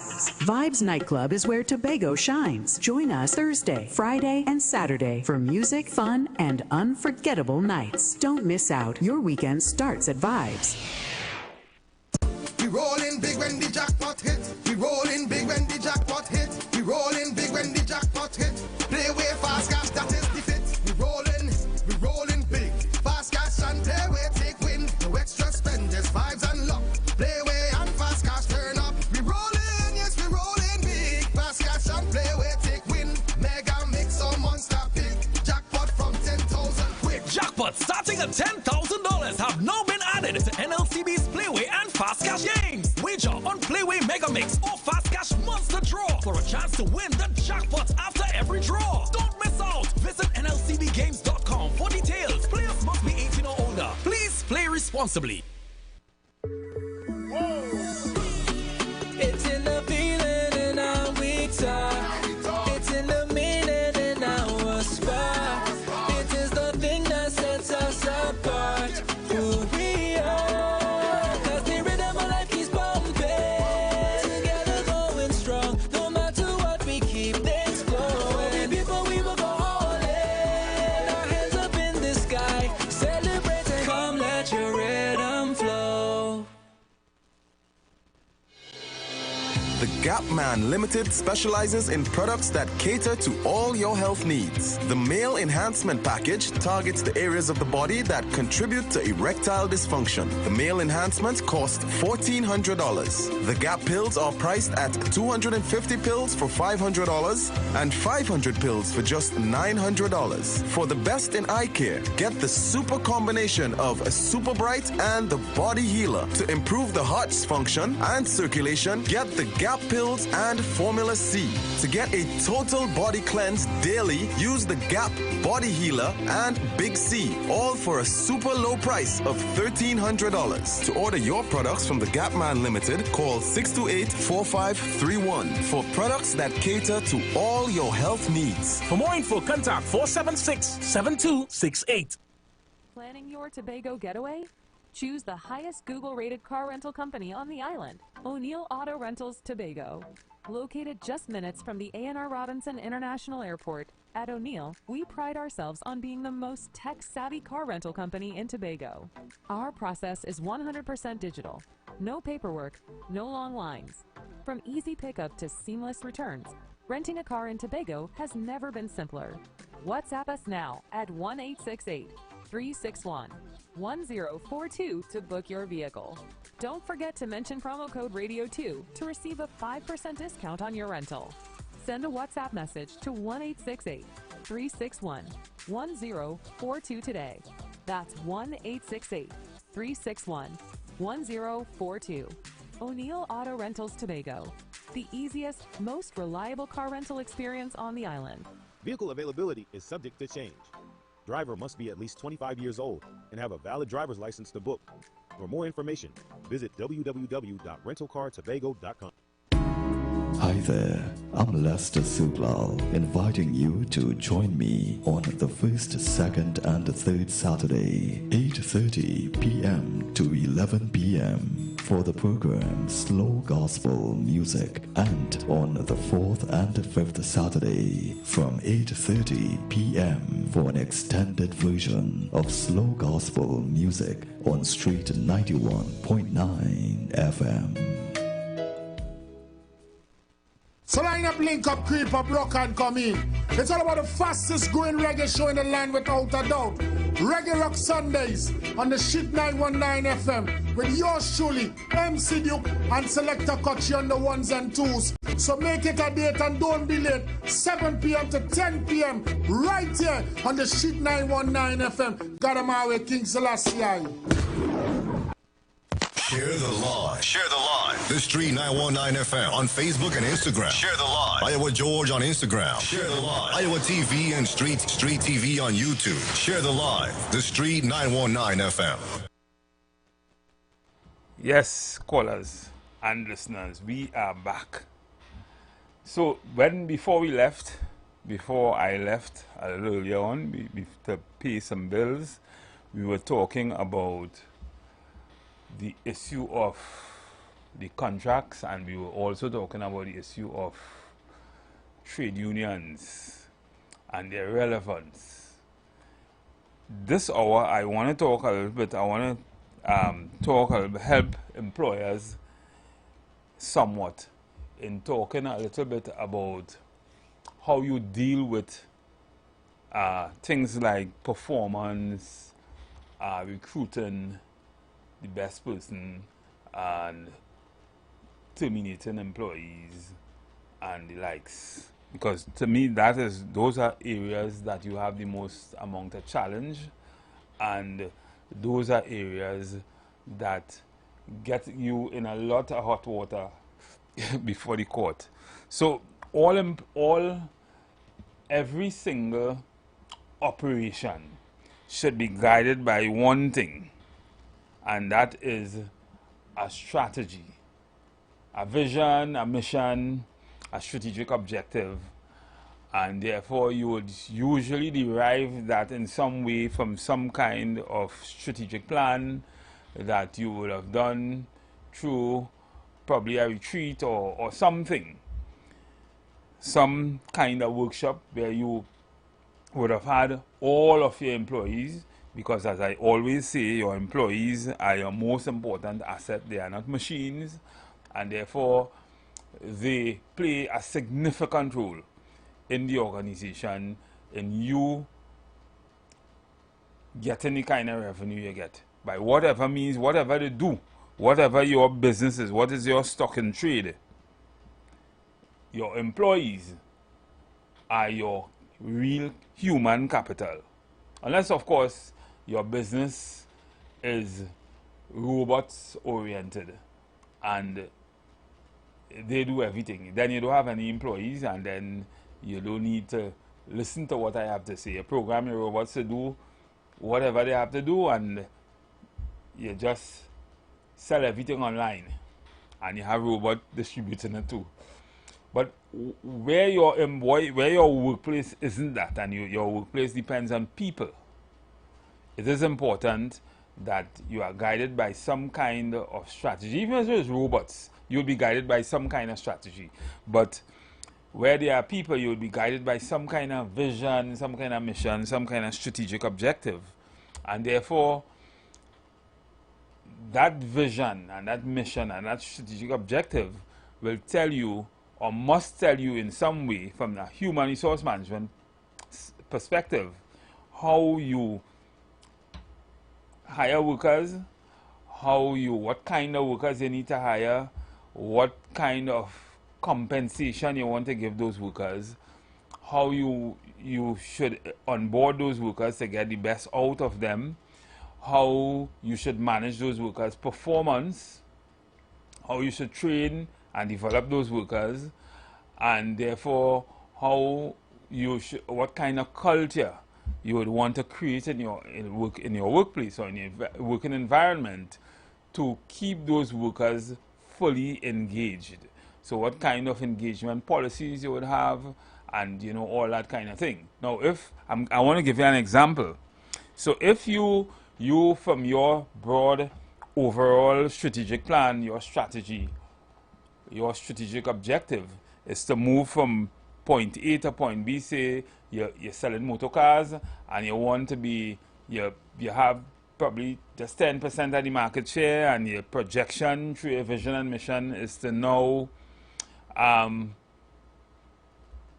acquire 40% of the market share in the next 5 years, say, then of course you would have, on the HR side, you will now be thinking about what kind of persons you need to hire that is different from those that exist to move from 5% to 40% market share. Or what kind of training you may want to deliver or to give to those employees that you have, engineers or salesmen or whatever. What kind of training you'd want to give to them to be able to move from a 5% market share to a 40% market share. And therefore, that is where HR comes in. So HR will know that we now have to recruit a different kind of people. We will now have to compensate those persons differently, because everything will fall into place. If you control 40% market share as opposed to 5%, it means that you'll be earning a lot more revenue and you'll be doing a lot more things you should be doing a lot more things to develop those workers in the way you need them to develop, to be developed, to move from 5% to 40%. And therefore, either training or recruitment, you would want to increase the capacity there to be able to do that. That being said, how you manage performance to get there also is very critical. And a lot of employees sometimes would call you or ask you, sometimes you're retained by them, and they would ask you questions like, we have a worker here. This worker working for 7 months, 8 months, and we really do like this worker. We really want to fire this worker. We want to get rid of this worker. And I'll tell them, well, that may not be the best thing to do, because terminating workers is a very expensive undertaking. First, you have to do all the right things, and if you didn't do that, then you can possibly face disputes, which is a very costly thing. You now have to recruit somebody again, which is also a very costly thing. And then you had a worker that was, even if the worker was half good, you bring in someone now, because you are recruiting them the same way how you recruit them before, you may not necessarily get what you're looking for. And therefore, you have to start a whole process over. So some of the interventions, and there are a number of interventions that can be used to bring a worker up to par when you have a worker that you feel isn't operating in the way you should be operating, in terms of culture change, in terms of productivity, in terms of giving you the kind of service that you require. So you can retrain the worker. That is an intervention that you can use. You can use another intervention like coaching. You can coach the employee, right? So you can assign someone who is probably more senior or producing better performance than the worker, in your opinion, and get that worker to work with that person and do what is to get the performance up. As well as you can use mentorship interventions, so you can have the worker work alongside with somebody, mentoring them, a senior employee. I mean, there are a number of interventions that you can use, but just terminating the worker without trying those things are sometimes detrimental to your operations and detrimental to cost and that kind of thing. So those are, let me take this call. I'm seeing a caller calling here. Good afternoon. Or Umpire Ronaldo. Yes, good afternoon. Good afternoon. I was hearing you talking about the importance of recruitment in the HR process, and even from an industrial relations side, I don't want to underscore how important proper recruitment and vetting is in the employment process. Many times, by the time a union gets involved, it is because there's some defense needed of a worker. It shouldn't be so, but traditionally that has been the union's role. But you understand, and we must appreciate that recruitment, normally, especially in our jurisdiction, is a single prerogative of the employer. And when that is done wrong, when it is done bad, when you bring in your friend, your cousin, when you bring in somebody who's not qualified, when you take risks that are not very calculated, then the union has the unpleasant task, if this person is a member of the union. Or even if the person is a worker. Yeah, the union has the task of defending this worker. And remember, the union is bound, duty bound, to represent their members. Now, that is something that needs to be discussed at a different stage, how unions self-regulate. But let's take it on the face of it, that even me, or even an industrial relations person, may understand that this worker is with many flaws. This worker, you know, is very but he's a worker, and he had to get representation. But he's a worker, but he needs representation. And how he passed through the gate, how he passed through the hole in the fence, God alone knows. That know we business. God alone knows. Yes, it's not our business. But you hear perennial complaints of the employers and from employers alike, unions defending stupidness, unions defending slackness. But we didn't hear them. So we didn't promote them. When we look at the appraisal system, these are people getting perfect score. And you say the person is a slack worker. You say the person is a problem to the organization. But I know you'll get into the steps. But when you check the documentation that you need to substantiate your claim about this person, maybe based on a single incident, you will see 9 out of 10, 9 out of 10, 9 out of 10. So this underscores the importance of proper performance management and appraisal systems in a company. This is not something to be taken lightly. It should be done timely, and I know you'll get into the requisites of it and the things that are done post-appraisal. Because that's the other thing some employers don't engage. As you say, what did you do to bring the worker up to speed? You recognized there was a need for training and development. What did you do? Your responsibility as an employer in human capital goes beyond just a very punitive measure or a big stick measure. Correct. You do have other responsibilities in a developmental light. And this is something that we must emphasize, that often enough you don't see that, and that is what I sometimes call the ugly side of IR. Because sometimes we could tell that this worker is not a best fit for the company. We know that. But that's not our business. We are there to represent the worker. But when you look at the company's practices and procedures, lack of policies, no written contract, no this, no that, appraisal out of date, you know that if taken to court, this company doesn't stand a chance. No chance. And everybody loses. Everybody loses because you have a worker that is unproductive, retaliatory, and very, very, very maybe despondent, unresponsive to the training. And you have a company that really wants to do good. It's a small organization. But the employer skipped the steps and they did not do what they were supposed to do. Remember we were talking about that yesterday? Remember we were talking about that yesterday? Those they did not consult a professional like yourself. They did not consult a professional. They hired people who tell them things that they like to hear. And that has a day where that doesn't sound too nice, and a particular street in Port of Spain. Yes. All along you've been told what you want to hear. Exactly. Fire this one. We could do this. We could do that.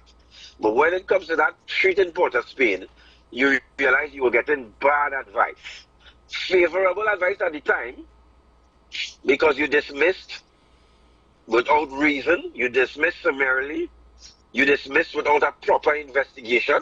You dismissed without following the process. Correct? You dismissed without following the process. Opportunity to be heard. Exactly. Correct. And then you have upset when the other person is the wins the matter, and that is unfair. So this underscores, as you were saying, proper HR, proper appraisal systems, proper policies, proper employment contracts, proper where engagement. employers tend to feel that it is more beneficial when they don't give the worker a contract, because then they didn't say anything. And we know that is the worst thing you could do. The worst thing. Then you open up yourself. You open up yourself to so many things when you do not give the worker a written contract of employment. You understand? So I will tune in and listen more. Yeah. So Ronaldo was so correct in everything he said there, because these are the things to a large extent. Sometimes you don't want to go into all the nitty-gritty, but employers make some serious, just as you spend a whole lot of money as an employer to buy machines. You spend a whole lot of money to service those machines. You spend a whole lot of money to deal with your air conditioning, to deal with everything that is yours. But you don't see employees as yours. You don't see managing their performance as important. Listen, I hired this employee, and I don't like how this employee working, and I feel that it is my prerogative to send this employee home and hire somebody else, right? But you didn't tell that employee nothing before. Remember, that employee has a family, and that employee has to pay bills just like you have to pay bills, and that employee is dependent on where he's working, the money you pay him every month, to be able to do that. And if for whatever reason that employee, you have a misunderstanding with that employee, because maybe the employee might be doing the job that you expect him to do it in the way you expected him to do it, you have to tell that employee on a number of occasions, written or otherwise, that you're not satisfied with how he's working, and probably give him some kind of performance improvement plan in writing or something, letting him know, a letter letting him know this is how you want the job performed, and should he not perform the job the way you want it to be performed over a period of time, what are the likely consequences of that? You, without doing those things and without treating the worker in a way, giving the worker the kind of due process that is needed to separate, then you run the risk of going to the place that Ronaldo just spoke about and feeling very sick at the end of the day. Albeit it might take some time, but that time it taken is costing you. It's costing you, because sometimes for all the time it took, you may have to pay the worker as if he was working all the time just for that. Good evening, caller.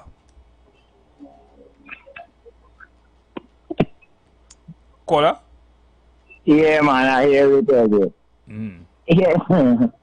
I listened already, and I like to put things in the way how I show it. Because out of everything is capitalism and slavery. Right? Stephen, listen good. The manager, the employer in this world has real powers. He don't make a small money off of the employee and he feels to let him go. He might pay some little more money to let him go. But he could stand up. He could stand up. Yeah. And in a real way, he may stand up to truth because he's master in the system. So, it's a powerful thing. That's why I keep on saying conscience and the union, especially the union today, in what they're then going to join up. As long as they're going to join up, they put themselves inside. If they leave themselves outside, they might have greater tax. But this is why I tell you, I want to see how this thing will go. The truth and the matter is that don't care how we take it in this system. Unless we could change the system and the poor man rule, it's the rich man that ruling. And for small money, he makes millions, trillions. He could let go a man for 100,000 or whatever. So I don't know.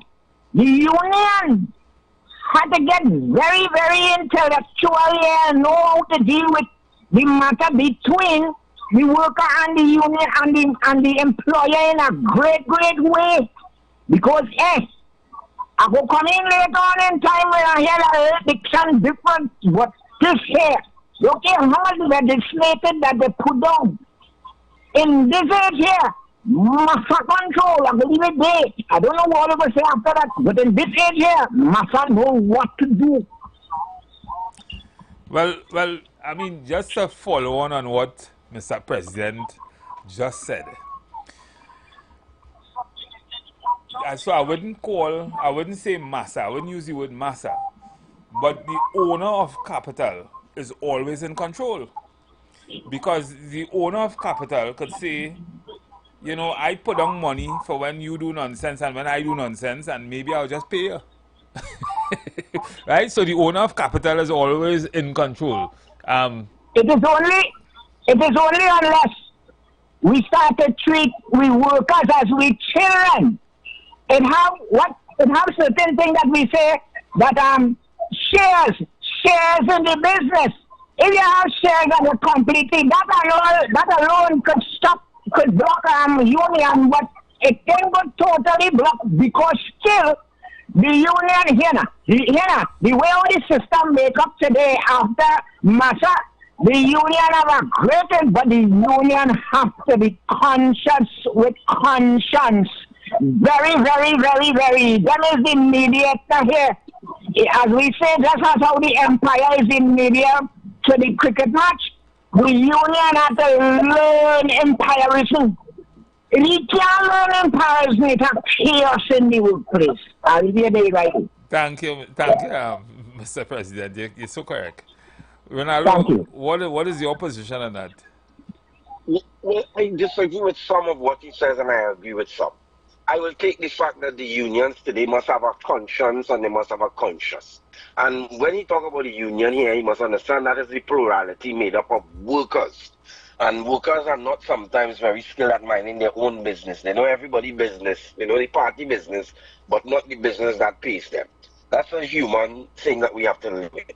But the other issue, what I disagree with, is because I subscribe to the unitarian approach. The feeling that the union has to be outside of politics to affect the system, I think that is not true. Historically, it's not true because the marriage between labor and trade unionism has been a long-standing one in the Caribbean and even in the world. As a matter of fact, if you want to affect policy, and if policy affects your workers, if government policy, for instance, for state workers and federal workers, affect you, why not have a say? Why not be involved? As a matter of fact, you should have a seat at the table. So Ronaldo, let me engage you. And I'm agreeing with you. And when I did agree on the first occasion in saying that unions are losing their morals, I wasn't necessarily saying that to say that unions shouldn't be in government, right? And this happens all over the world, Australia, all over the world. It happens. My position is that unions, for whatever reason, in Trinidad and Tobago, the things that are very, very critical for industrial peace and for keeping workers in a place where there could be some kind of equity, they are not taking advantage of it when they get in bed with politicians or in government. And that is because many of these leaders are petty bourgeoisie. They are petty privileged.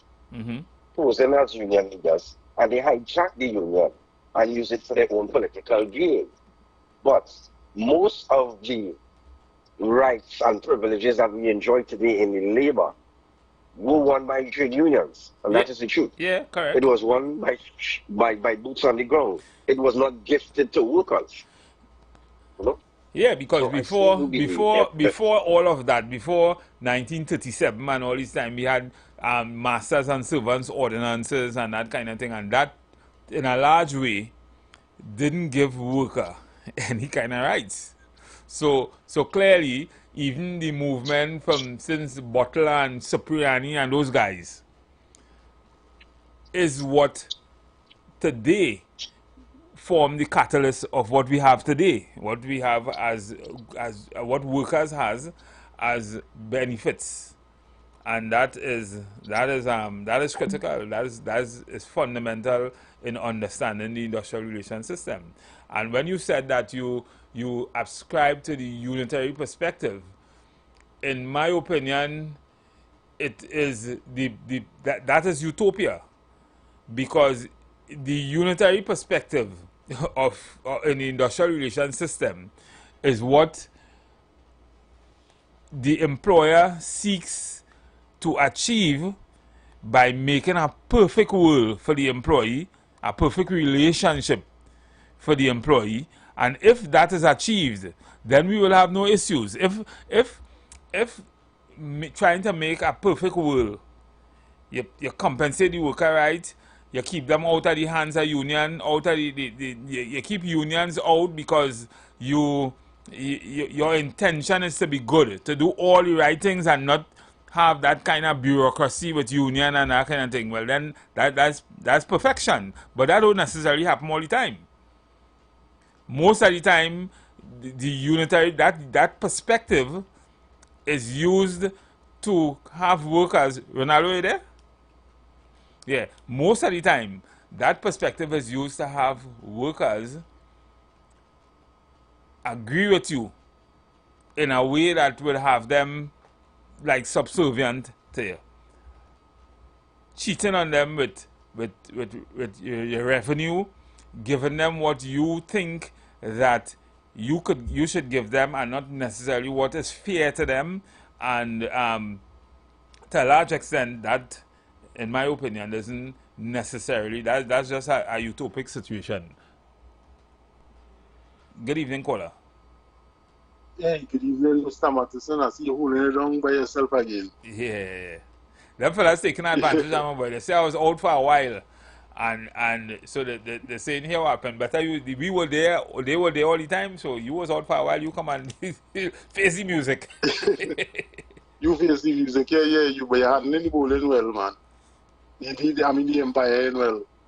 But Mr. Matheson, you know, with the little bit of research I do, every election a union pick a side. Yeah, they do. And that's the problem. Every election they pick a side and then they hope for the best. But behind closed doors, you don't know where the leaders sign in for themselves. And then they have you holding on by a prayer. Right. But you're speaking. Sorry, Mr. Matt. Yeah, and that's my problem.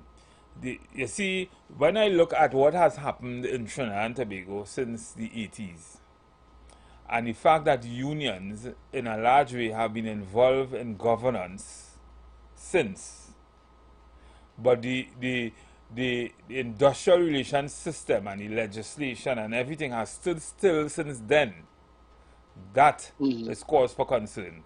That defeats the purpose of they being in there, in my opinion. Yeah, and for me, with the research I do, I don't really have confidence in the union leaders because, for instance, the petrotrain issue. I see they had a Lashley and a Solomon report stating that all they had to do was restructure petrotrain, right? But then that was ignored because some union, they wanted to buy the refinery and there was given a promise. And then that promise was broken and then mayhem took place. Well, I'm not too that's sure. Another story. Yeah? I'm not too sure what the real contractual arrangement was, because I mean the refinery was closed. I agree with anybody who say maybe they should have restructured it and not shut it down, because now anybody coming will have to do a lot of maintenance work and that kind of thing. A refinery shut down for well over 6 or 7 years or 8 years or so. I mean, that's a lot of money you'll have to spend to bring it back up to the stage of production. I'm talking billions here. So so that was a bad move in my opinion, because on one hand you shut it down and then you yourself want to open. The same government that shut it down want to get it back up and running. it tells me something more in the mortar than was in more in the pestle than was more in the mortar than the pestle. Right? Yeah, I agree with you. I Yeah, agree with you. it sounds to me like somebody was trying to hide something or something. I don't know. But Yeah, that because, couldn't be the reason. sorry. Huh? Yeah, because I was looking at a report from some guy named Abood showing that they wasn't losing money. No, they weren't. They wasn't losing money. Well, they was losing money in some areas, but it wasn't impossible to solve the problem by restructure. Right? Yeah. So I don't know why no one could understand why they would have chosen the route of trying to. I listened to Abdullah speak about why the company wasn't necessarily losing money, and he gave a good he gave his position. I was convinced that maybe they could have restructured the company and not close it down, and today we would have been in a good position because now we could have been refining Ghana's oil. We could have been doing a whole lot of things that would have made us greater earners of foreign exchange today than we are today. And then the subsidies would have still been around and available for prices and everything. Yeah. We wouldn't have been buying gas and all that kind of thing. Well, as I say, union leaders pick a side and they pick the wrong side and they're facing the problem today. But for the workers, right, and the companies, now it's easy to please workers, because in a job, you want to have, let me put it in the first way, when they go in for promotion, and we talk about like full-time workers and not the contractual workers, because some of the benefits they mightn't have as full-time. But let me speaking about the full-time, they would be able to have, when they're having promotion, be more transparent and accountable. Show the workers, this is what we do and this is what we do. Well, workers usually know. I mean, what year you left Trinidad? You ever work in Trinidad? No, I never work in Trinidad. Right. So workers, if you are in a unionized environment and you have a collective agreement, more than likely how people are promoted would be more or less spelled out. What would require, or what would be the conditions that would bring about promotion and thing, in most cases are spelled out. In ordinarily, someone working with a couple of years seniority and that kind of thing, persons are usually promoted by that, but or performance in some areas, proven performance. So you would have good performance evaluations and that kind of thing, and all those things would be sometimes criteria that could be used for promotion. The problem is sometimes not even that. You have a lot of sometimes nepotism in the workplace. You have situations where the criteria for performance evaluation are not objective, and you as a result you have problems with you create problems with promotion. You create problems with compensation. Sometimes somebody might come along after you, they're not promoting, but because of who they are, it might be a woman. I mean, you have all kind of different problems, and these problems sometimes not so much in unionized environment, but in non-unionized environment, the employer has the prerogative. You hear what I say? You have management prerogative. So the employer will have the prerogative to do certain things that or to promote, to hire, to fire, and that kind of thing, and that sometimes affect workers in some real way. Yeah. Because as I say, with that authority that and privilege the employer has, it gives you a sense of not unpredictability towards your job in a certain sense. Because certain things you could do in the job, and it could cost you a job or it could cost you your promotion. But it's easier, Mr. Matheson, because a lot, even if it's contract and full time, you know, you give people the bereavement. If you work a number of years and you want to take early retirement, to give them that opportunity. You know, like over here, we have the 41K.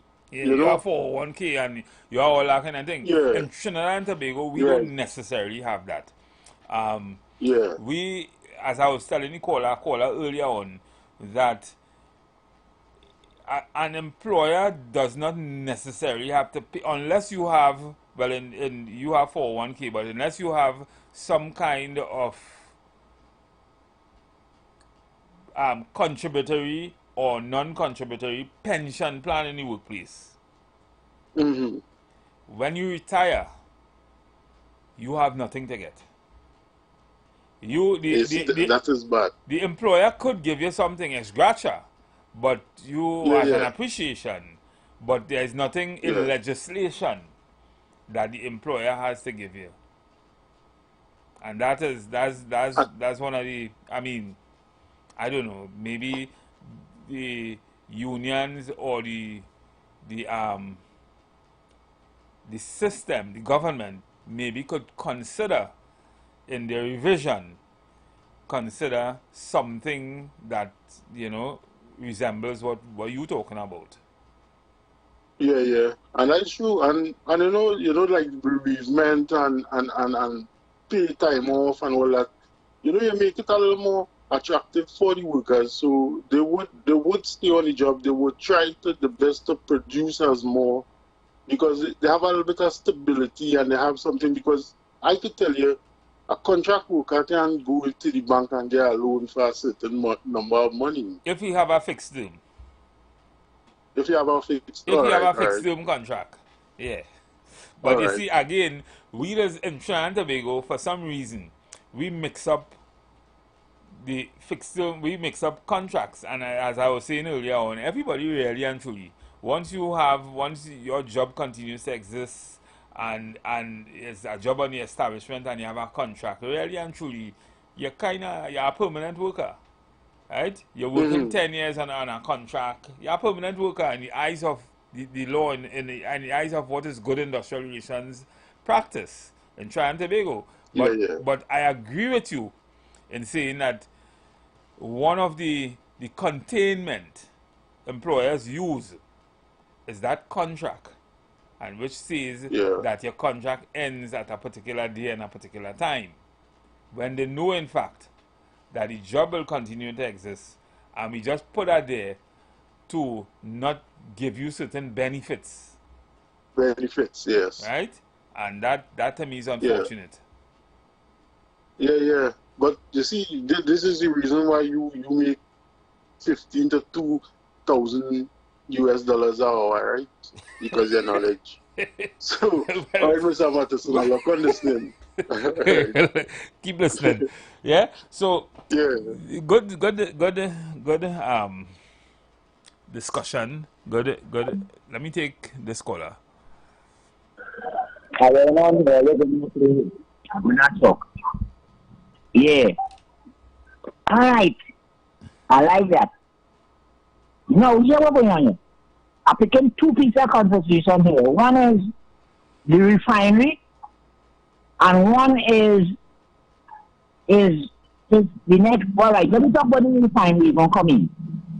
Now, if I have a old car and it gone down, but if I see it could make benefit maybe in a long term, maybe in a medium term, if we could rebuild it, for the reason that we may see that might reach the point of our long term, it might be medium term too.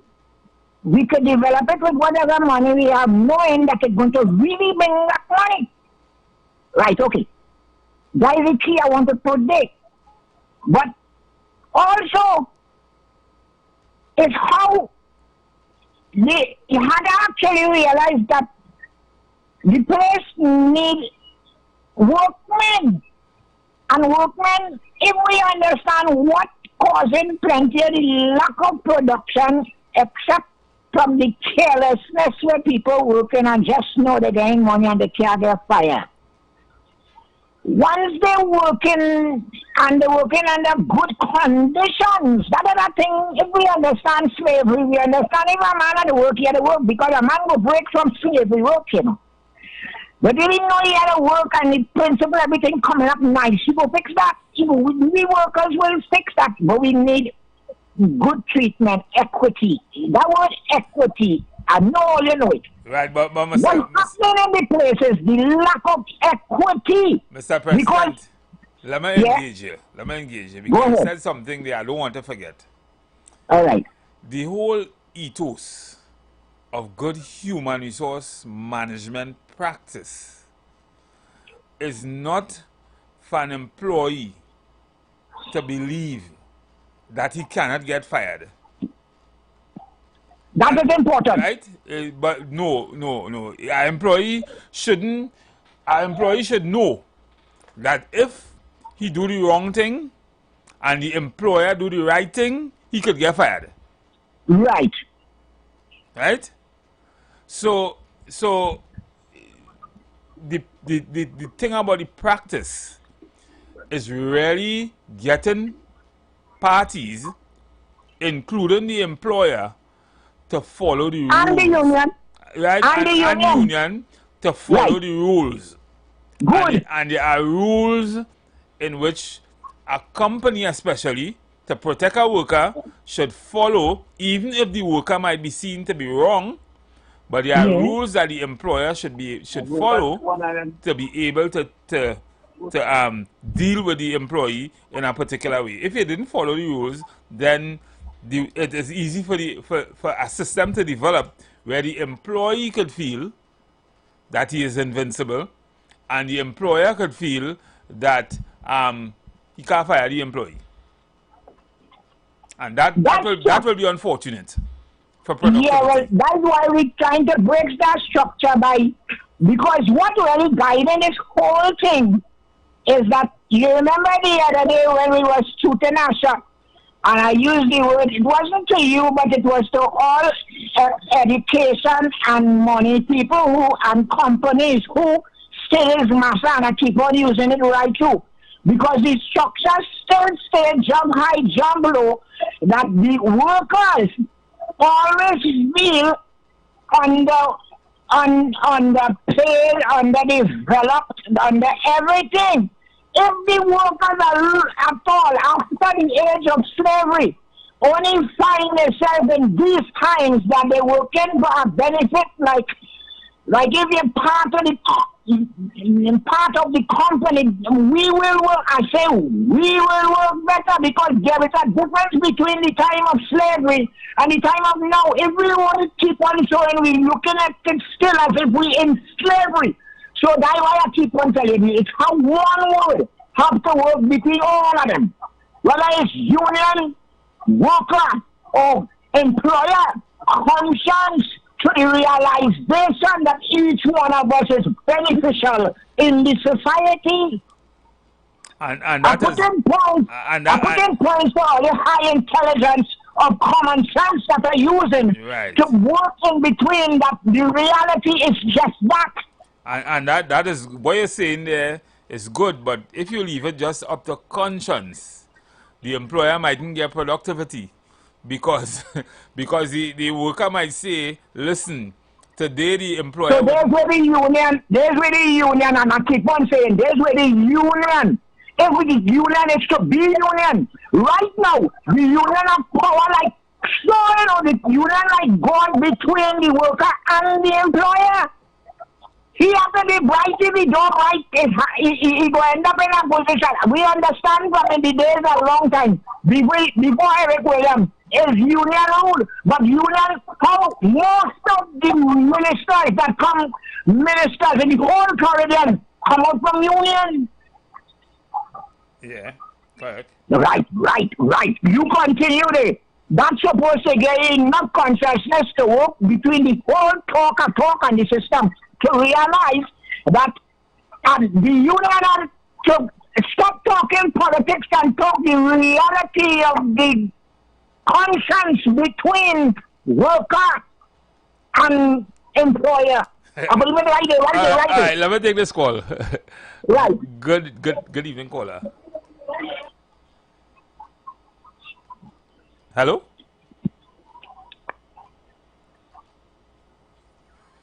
Yeah, I lost that caller there. But, right. So, but, I mean, again, to me, what will solve a lot of the problem is order. And that order is proper legislation. Right? And also, it is very expensive for employers to get the real, some employers learn the hard way, but it's very, very expensive for employers to understand or get the right training on what is good industrial, what they should do and what they shouldn't do, because all the answers are there. Good evening, employees. Good evening, caller. Good afternoon, gentlemen. You know, I'm briefly listening to you, but I was asking myself, you all speaking about basically the refinery and employers and this and that, right? Yeah. But do you know that soon Trinidad will be sanctioned, and not by America? Because if you were following the this Palestinian war with Israel and Yemen and things, right? Yeah, they were taken to the International Criminal Court, right? Mm-hmm. And then basically there's other organization which now set up that basically is not where they're sanctioning Israel to bring the water thing. They're not the ports, all the different sets of things that is going on, right? And they also has formed a world body, and all these, they are just the same as how you are listening on the radio. They follow on the radio, they follow on the, because there's where they get the evidence. If you look at the International Criminal Court and off the internet, right? Now, we are listening to the ministers and them with all the talk about shoots and this and that. They have to explain, they're not explaining where they get the guns. Now, right now, the American dollar has no value, really, because countries are not traded in US dollars. It is fallen quickly. Yes. Yeah, because Central BRICS and check and see how much more countries now with this tariff has gone and signed up there with BRICS and basically the Shanghai Corporation and all these sorts of things, and they are traded in their normal currencies. So bypassing the American thing, that what they call it the global South, right? China has developed ports all in South America, all down here already. So basically, China's sales has gone up where America is declining. They're not getting raw materials and all these sorts of things. America is falling. So there would be now we are looking to has lynched ourselves with them. What is enough happening? But they are also looking and taking note, as I said, on genocide and think no, in America they have over 350,000 unsolved murders. You can go check on YouTube or on Patreon where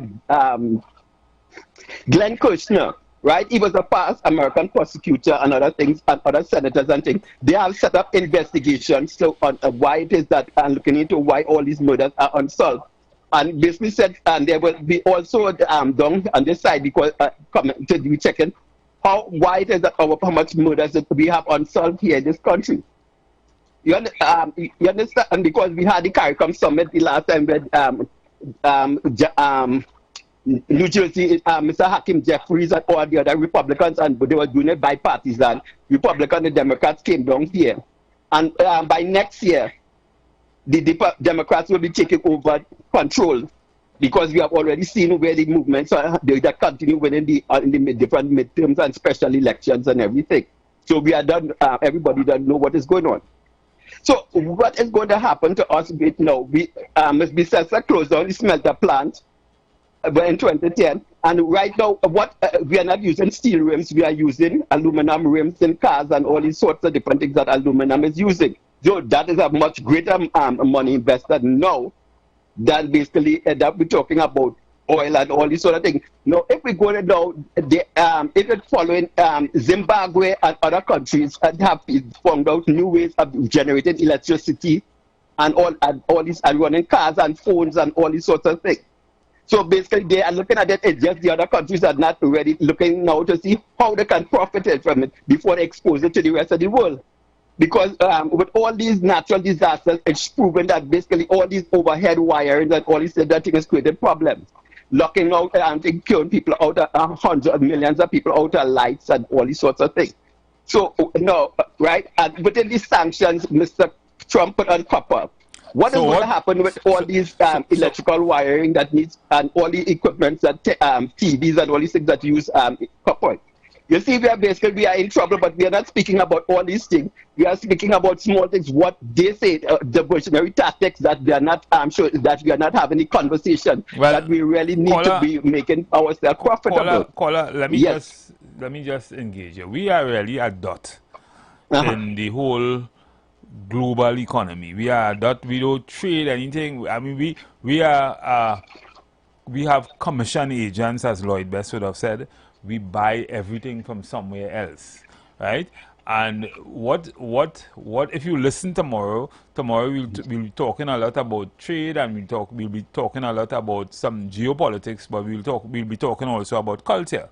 But the thing is, most of what you are saying there, it has already been affecting us to a large extent in terms of how much food we buy, who we buy our food from, how much we pay for it, how much of our, how hard it is to get the currency that we need to pay for goods and services and that kind of thing. But countries are ditching American currency, so they're not using it. Right. It's coming non-value. They are converting over to gold, China, and to gold. Don't say they're using it. Don't say they're using it. And putting the reserve into gold. Don't say they're using it. It will still take some time. It will still take some time before the effects China, of BRICS. China has set up, you can check and see China have a bank, international bank. I know. And they have electronic payments. Yeah, we know that. So basically, that's the electronic payments is to move things all down in the Caribbean, as I told you, all down South America. That's why China building ports and all kind of things all over the world. I understand that. So they're going to bypass the Panama Canal and all that kind of thing. Of course, because they are open they haven't one in not in Panama, in this next country, the South American countries that they don't start a new canals and bigger from scratch. So China is going to build it larger and everything. So we have to follow up what it is. Now, every single day I'm in contact with around the world, because basically. But we're going to get cut off, caller. We're going to get cut off just now. Tomorrow I'll call in. So tomorrow we will deal with a number of those issues. What time you are starting from? From 4. Right? Okay, I'll check you all in tomorrow. We will see you tomorrow. You've got bills to pay, and so do we. Let's go pay some bills on the Street 919 FM.